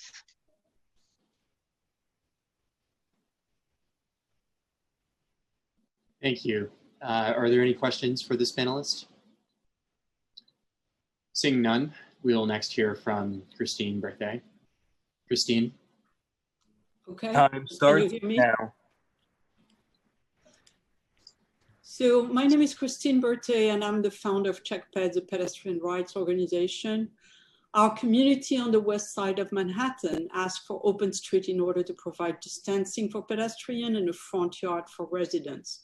We also wanted to save our vibrant community, restaurant community. The programs the DOT announced was consistent with our expectation. DOT designed and announced the program in 2 weeks, an extraordinary performance under COVID quarantine. Of the 20 requests for open street in our district, eventually 10 were approved. The vast majority of restaurants took advantage of the open dining. So what went right? Well, each community group could choose to participate or not. The application form was simple. Whenever there was a bid or a highly committed block association or restaurant owners, the open street was a success. What were the obstacles? NYPD stopped operating the barricade due to higher priority. The barricades were of very poor quality and drivers broke them too easily. Watching the barricades turned out to be too much of a lift for many block associations. Some bars used the open street as a party space, and many underserved communities were not even aware of the program. For open dining, the sidewalks are excessively crowded. How to make it better? Provide much sturdier barricades, water field that cannot be moved, provide official signage, hold NYPD to their commitment, and enroll the council member and borough president to spread the word to all community and sponsor civic association. For open dining, the dining should be on the parking lane or on the sidewalk, but not on both. These are terrific programs. We just need to improve on it and make them available permanently to all, and especially those who deserve it the most. Time's expired. Thank you. Are there any questions for this panelist? Seeing none, we will hear next from Patrick McClellan. Patrick.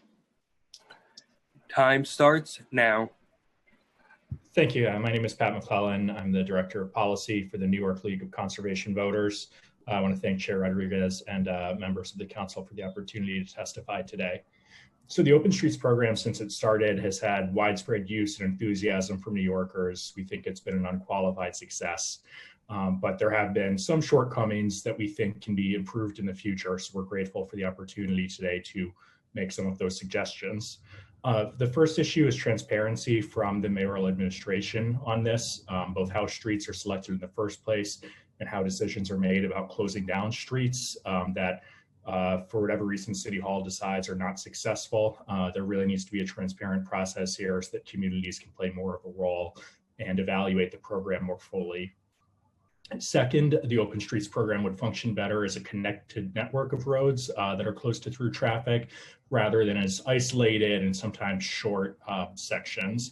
You know, the point of the program in our view is not to provide a small number of isolated blocks to give people room to breathe, but to create a networked corridor for walking, biking, and safe socializing.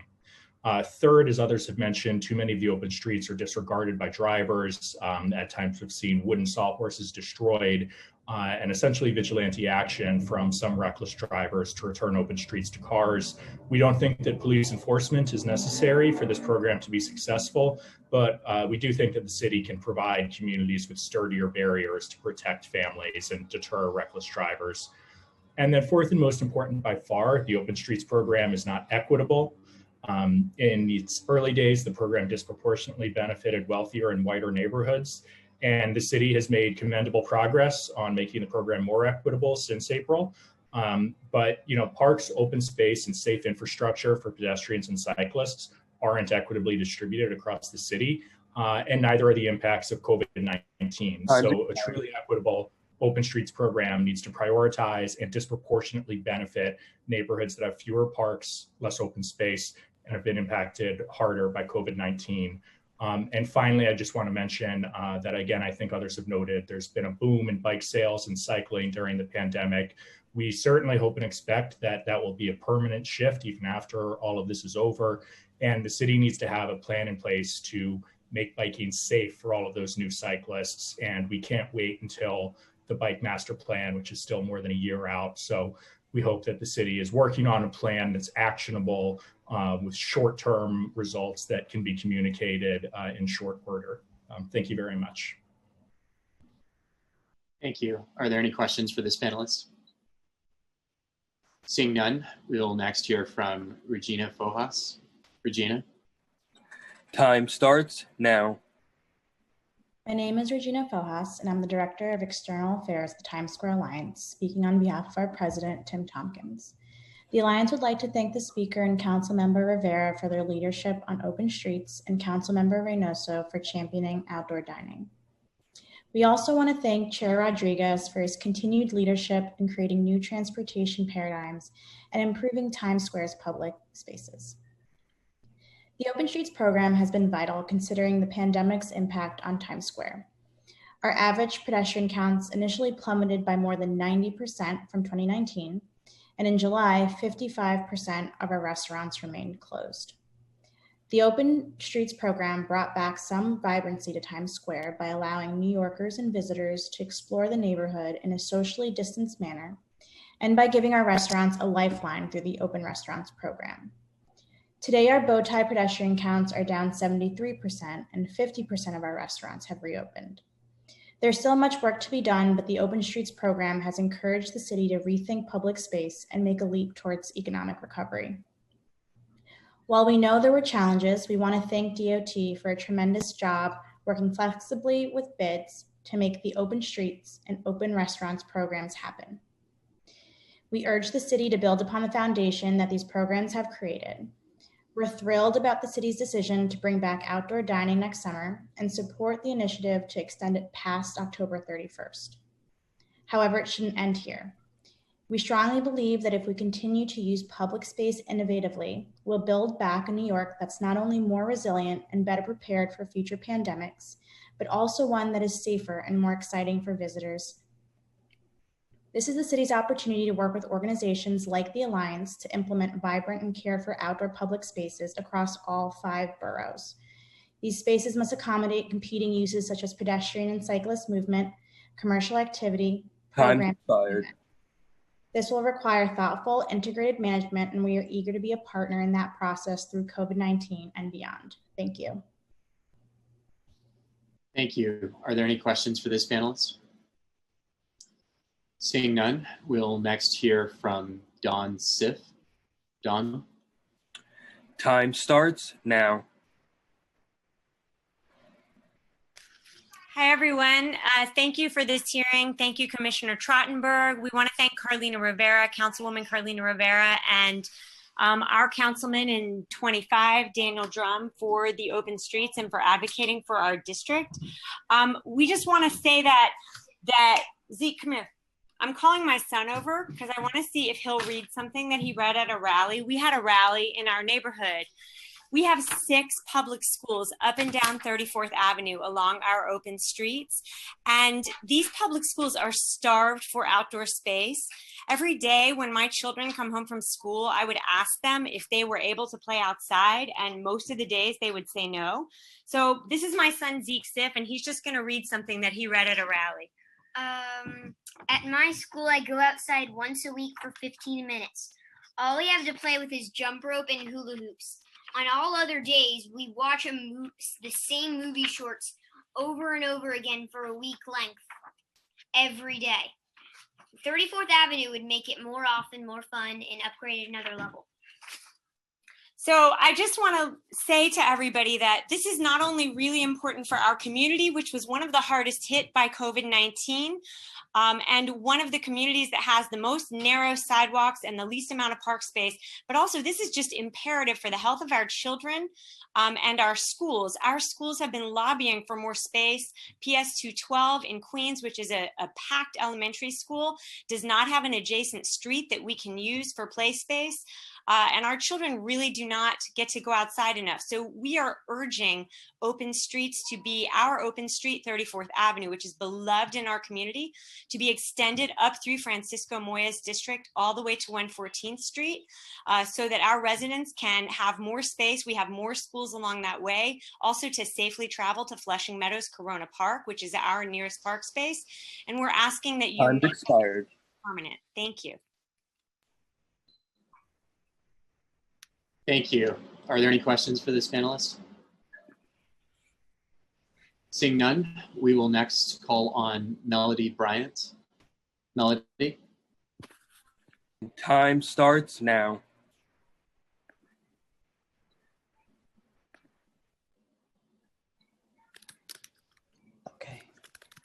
I'm really moved by Dawn's testimony. My name is Melody Bryant, and I thank the members of the Transportation Committee for taking my testimony. I live on a block I'm convinced is the noisiest in Manhattan, West 22nd between 7th and 8th. There's always a moving van, a contractor double parked, and aggravated drivers honking to get them out of the way so they can get to the top of the block. Open streets changed all that for my block. Initially, the idea was for West 22nd to be open to pedestrians to social distance against COVID-19. Our sidewalks are narrow. We were dodging each other, trash piled for collection and dog walkers. We needed more space. The neighborhood took to it instantly. The next thing I knew, people were strolling in the street with their dogs, with grocery carts, walking hand in hand. After months cooped up in tiny apartments because of the virus, we really needed this. We still do. I thought there'd be a lot of pushback from drivers. There's a garage on my street and there are still cars coming through, but they move slowly now. And drivers nearly always close the barriers behind them. The drivers who do park on the block are relieved to have less through traffic. There are still many trucks on the street, but now the workmen can get their work done without hassle because the through traffic is virtually nil. When strangers see me moving the barriers, they frequently thank me for the quiet we now have. Neighbors I'd never met pitch in to keep the barriers closed throughout the day. But the best part are the new sounds you hear on West 22nd. The guy in his wheelchair with the speaker playing salsa, riding safely in the street, no longer having to navigate uneven pavement. The sounds of skateboards, scooters, and city bike bells, or kids calling out to their parents as they practice learning how to ride their bikes. They come from other blocks to do this, and I have photos of all of it. It seems the city wants to cancel open streets at the end of October, but that makes no sense to me since we'll still have a pandemic and social distancing will still be needed. As winter drives us back indoors, I'm hoping the deadline will be extended till the end of this pandemic.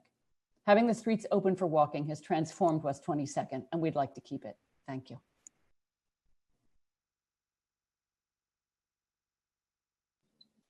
Thank you. Do we have any questions for this panelist? Seeing none, we will next hear from Nuala Doherty. Nuala? And time starts now.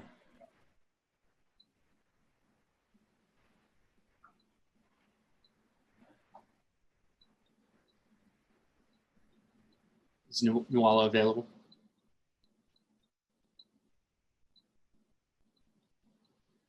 Okay, we can circle back to Nuala.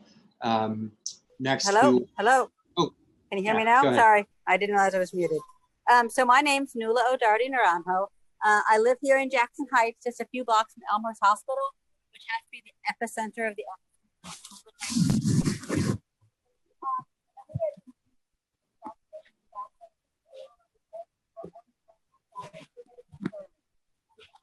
Nuala, we're having difficulty hearing you.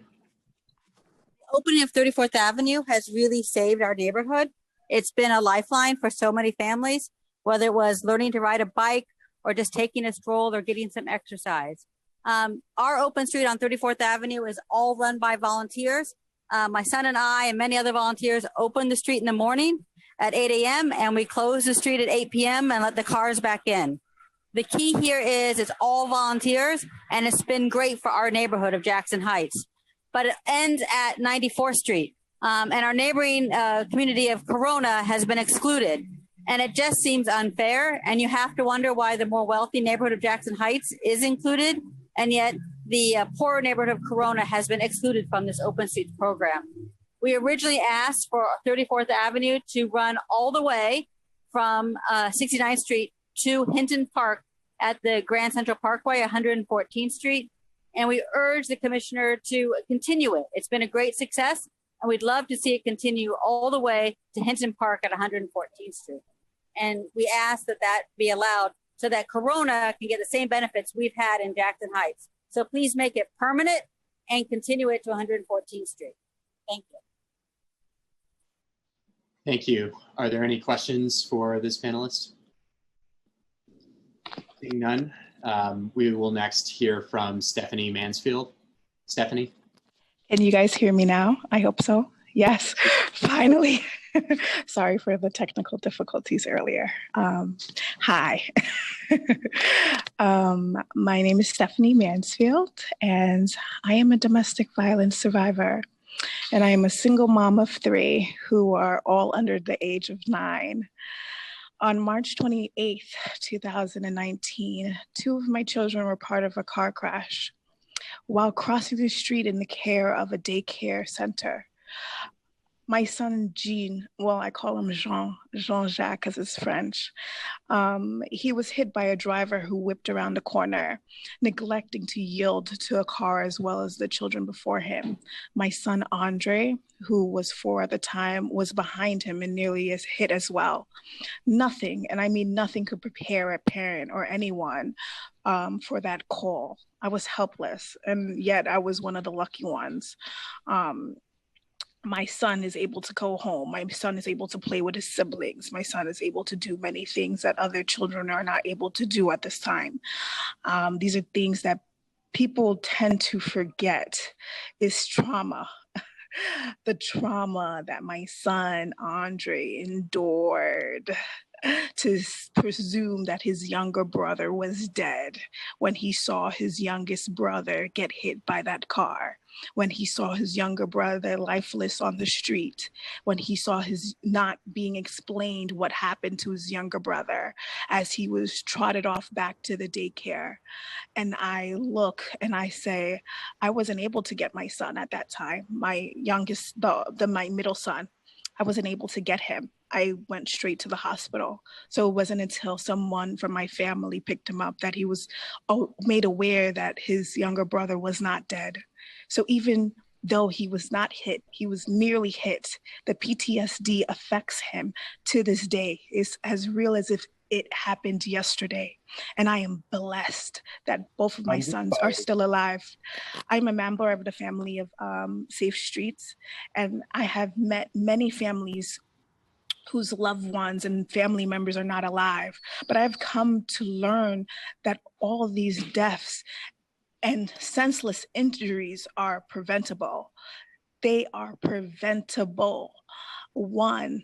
On the 1-year anniversary of my son's crash, in the midst of the quarantine, because it was March, I walked to the site on Avenue P and West 12th in Brooklyn, and I visited that site.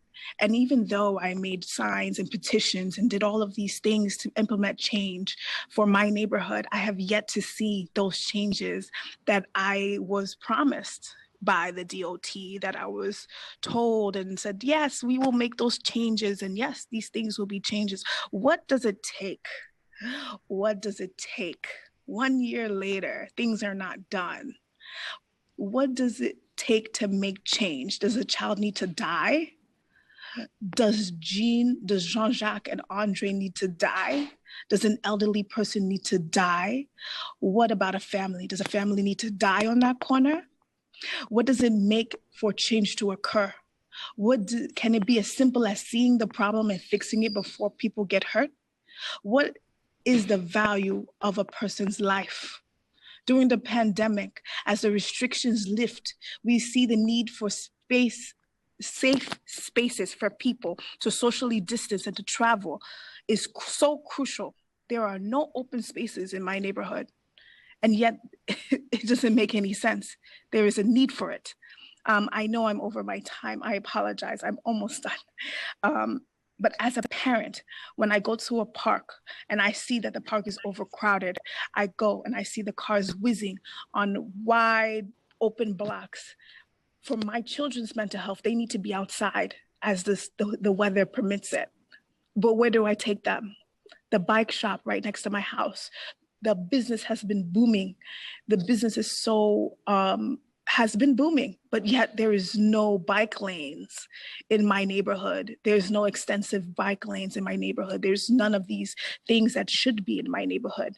So even once COVID is open, like the lack of bike lanes in my neighborhood is unbelievable. So once COVID is open, these open streets need to be made permanent, I believe, because it's a need, it's crucial, it's essential for people to be straight. So first of all, this is the type of thing that we're going to be working together. And as you say, like as chairman of this committee, together with everyone, including yourself, Family for Safe Streets, Transportation Alternative, we are committed to continue bringing more city bike, open street, addressing all those challenges that you have addressed. So I do appreciate, all your comments, and we definitely are committed to continue working together. So thank you. As well as bike lanes, as well as just open space for the Thank children. you. We will continue working. Thanks. Bye. Thank you. I appreciate that. Thanks. And thank you for. Are there any questions for this panelist? Seeing none, we will next call on Noel Hidalgo. Noel. Time starts now. Hi, my name is Noel Hidalgo, and I'm the Executive Director of Beta NYC, and I currently am speaking on behalf of Beta NYC in my personal experiences maintaining open streets. I'm one of 80 North Brooklyn neighbors who are maintaining our streets, and we have formed the North Brooklyn Open Streets Community Coalition to build, maintain, repair, and set up our barriers. We have 8 local nonprofits and 2 council members. Thank you, Councilmember Reynoso and Levin, for being a part of the coalition that is collectively stitching together solutions to and address the issues that appear on our streets. I have witnessed construction vehicles crush barricades in protests. My neighbors have witnessed others ram barricades in frustration. I have been yelled and cursed at for setting up barricades. I've been called a communist. I've also been nearly hit by setting up barricades. I have witnessed countless delivery trucks continue to make their normal deliveries without a problem, and I have witnessed small businesses reestablish themselves on the sidewalk and reclaim a bit of revenue. I've been witness to families enjoying the summer and spaces in front of their apartments. I have watched elderly neighbors get their morning steps in. Neighbors in wheelchairs enjoy their street while the sidewalk that they pass has pinch points that are less than 2 feet wide. After months of sheltering in place and witnessing the deaths of Breonna Taylor, Daniel Prude, Ahmaud Arbery, and George Floyd, I'm here to testify that our open streets have helped New Yorkers reclaim their dignity. We have been maintaining our open streets since Memorial Day weekend, and we currently oversee 2.3 miles of open streets. That's 42 intersections. We have replaced over 50 legs, including 18 in one day. We're currently waiting for 40 legs and 10 crossbars. We've waited 2.5 weeks to hear back from the NYPD's barricade department, and we want to single out and thank Captain Fahey from the 94th Precinct to being diligent about getting us our replacement barriers. Time's expired. We've been told, yep. Time has expired? Okay. We have been told that this is the last of the barricades that we will ever get, and I will send this written testimony in, but frankly, we are, as community partners, are truly underserved when we're unable to get barricades. We are in a position where we're having to replace legs after legs after legs after legs. I will submit the rest of my written testimony. Thank you. Thank you. Thanks. Thank you. Are there any questions for this panelist? Seeing none, We will next hear from Jeffrey Lefrancois. Jeffrey. Time starts now. Hi there. Thank you. My name is Jeffrey Lefrancois, and I'm the Executive Director of the Meatpacking Business Improvement District in Manhattan. Thank you to Speaker Johnson, Chair Rodriguez, and to the administration and the Department of Transportation for standing up the Open Streets program, which has given street space back to people and allows for the operation of restaurants for dining outside. The meatpacking bid represents over 200 businesses and has a significant workforce and visitor population. Yet despite that, 80% of public space is dedicated to cars, while just 20% of space outside is space for pedestrians and sidewalk cafes. The Open Streets program helps to bring those numbers closer together as the district works to bring a more pedestrian focus and pedestrian safety to its streetscape. After all, it's people who eat and shop. Cars do not. We're proud to be managing 6 blocks of the program, including one at Robert Fulton Houses, an IT development on West 17th Street. The meatpacking bid fully supports making Open Streets and Open Streets restaurants programs a permanent part of the city's streetscape.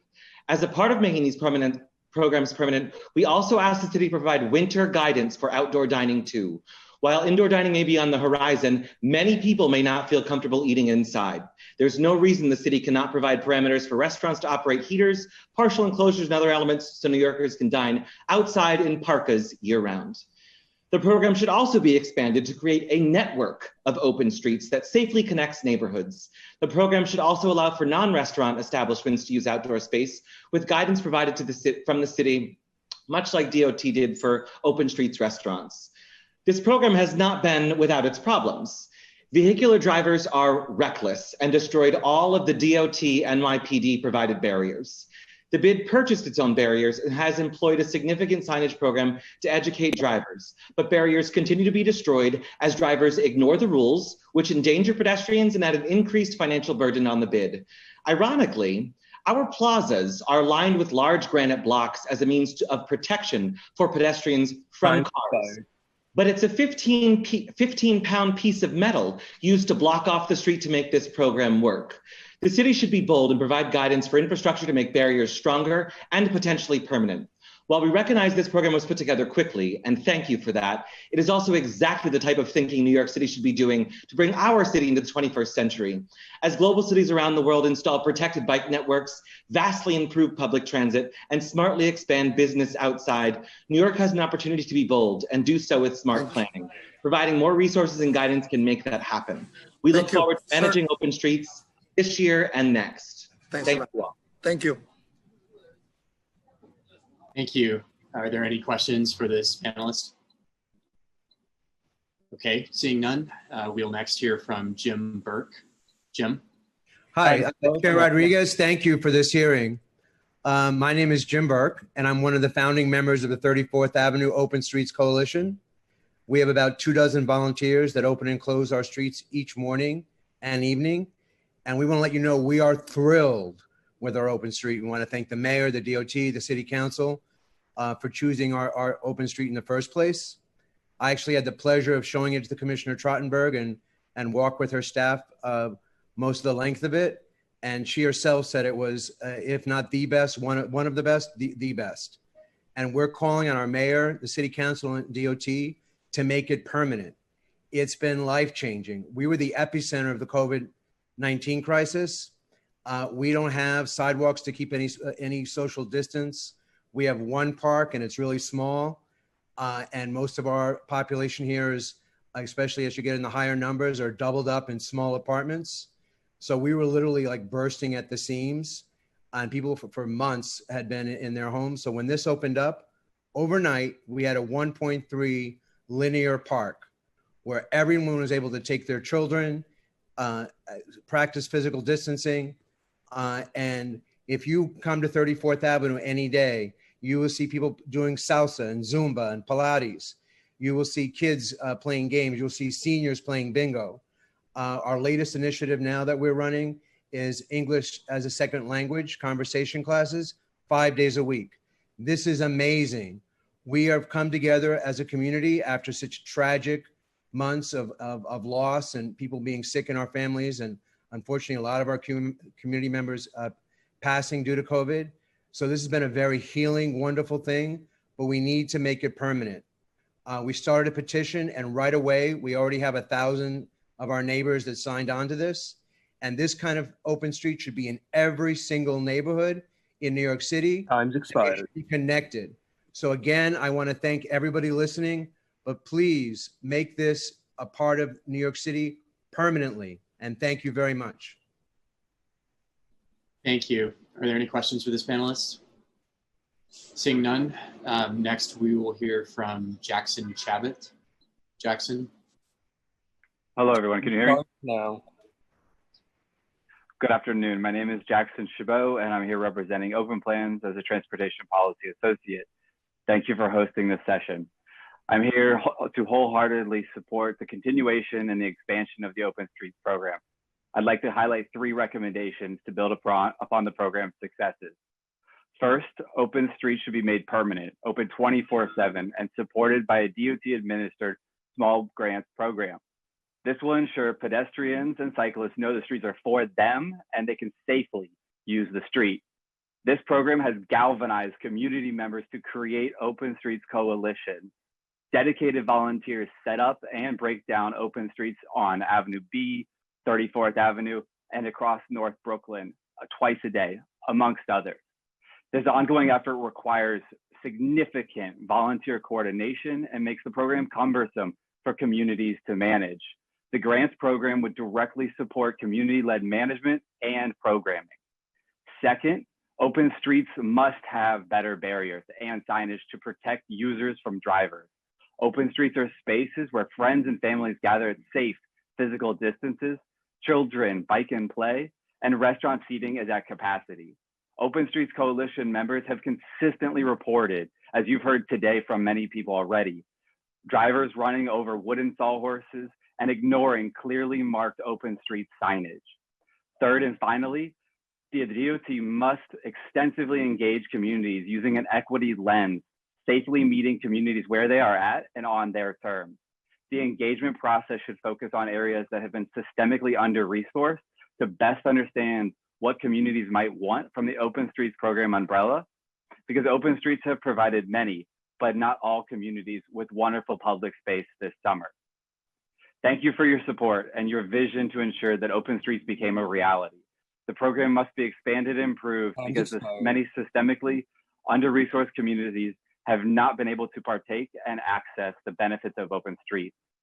To the City Council, I ask that you continue to insist the DOT develop and expand the program using an equity lens to ensure that all New Yorkers across all 5 boroughs can safely use their streets. Thank you. Thank you. Are there any questions for this panelist? Seeing none, next we will hear from HP Schroer. HP.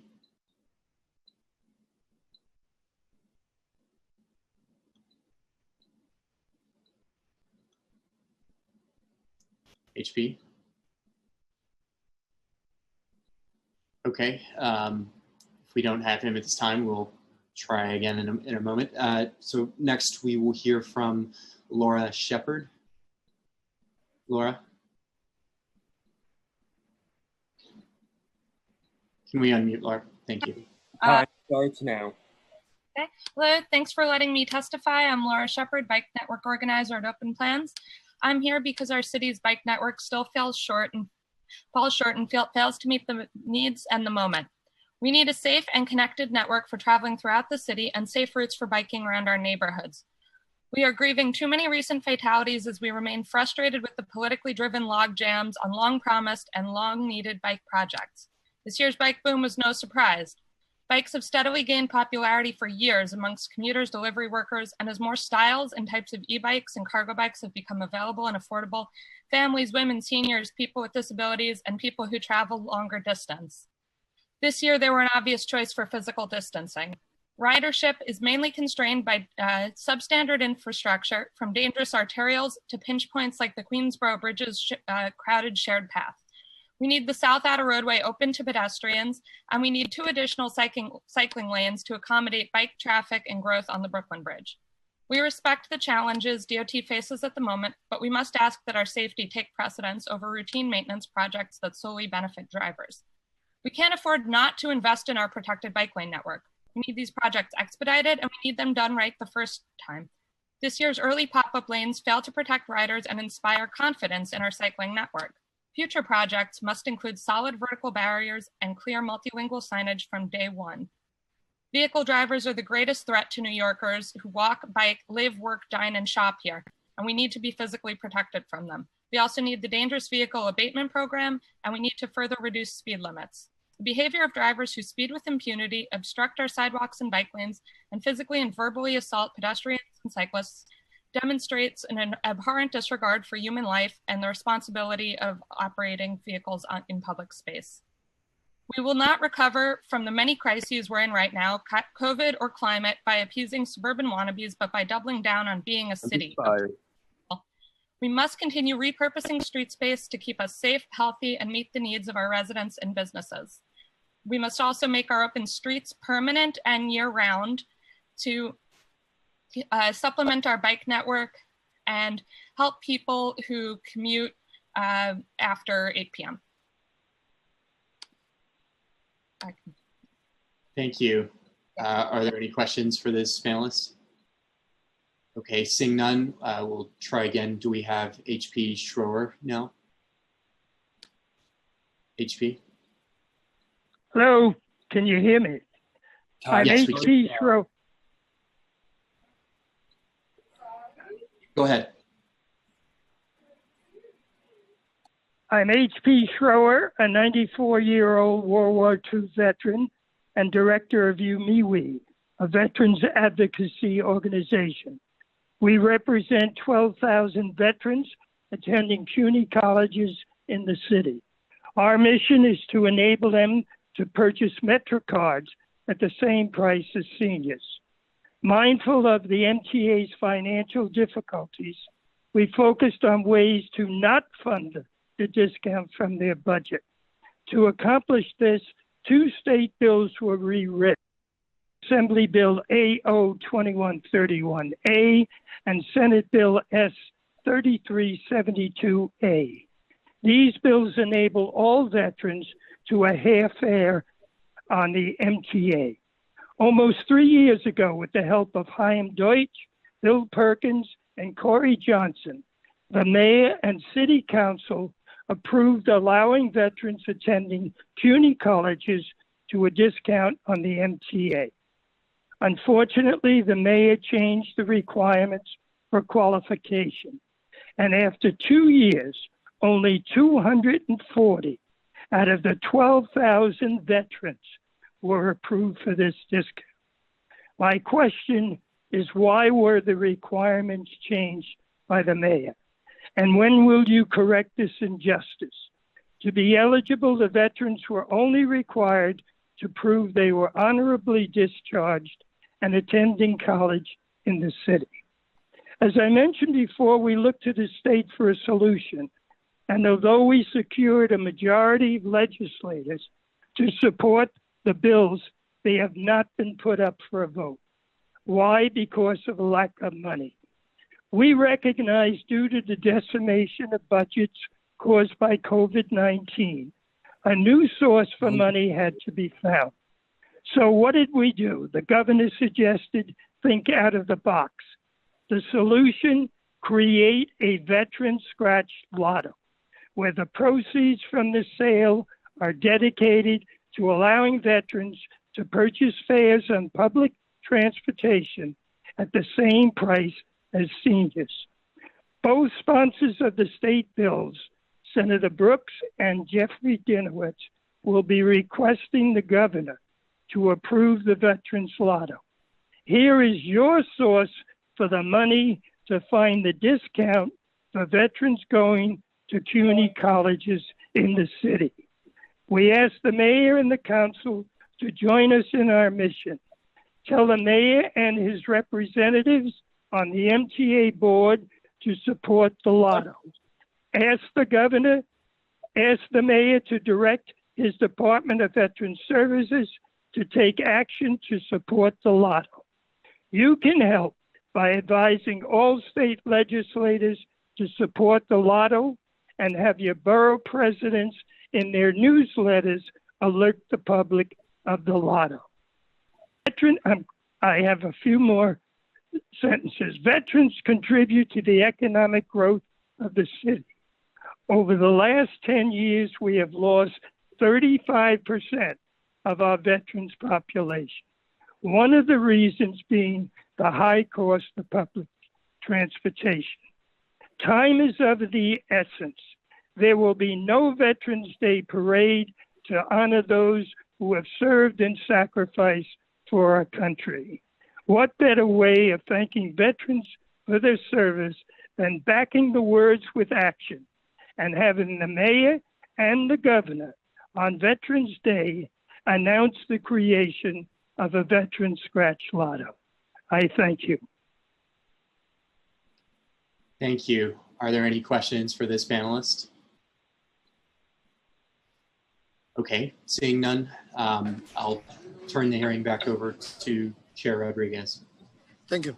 First of all, thank you, HP, for being the voice of the veteran, for dedicating your life and being today advocating again for not only the veteran, but to make our great city of New York a better place for everyone. With this, we're coming to the end of this hearing. A lot to follow up. Everyone here are heroes. Everyone here is leaders. And then the only thing that I do as a chairman of this committee is to be sure that I connect with individuals like you who are advocates from Family for Safe Streets, from better urban planning, for individuals that care for transportation alternative, and to my colleague also who I've been working together with and the great staff that we have in this committee, including the sergeant. Thank you for your service. So we're coming to the end with this, and hopefully in the next couple of weeks we will have other hearings on TLC. How have the agency been responded during the COVID-19? What other thing will they be doing to support the drivers? We're going to be also having hearing on the MTA.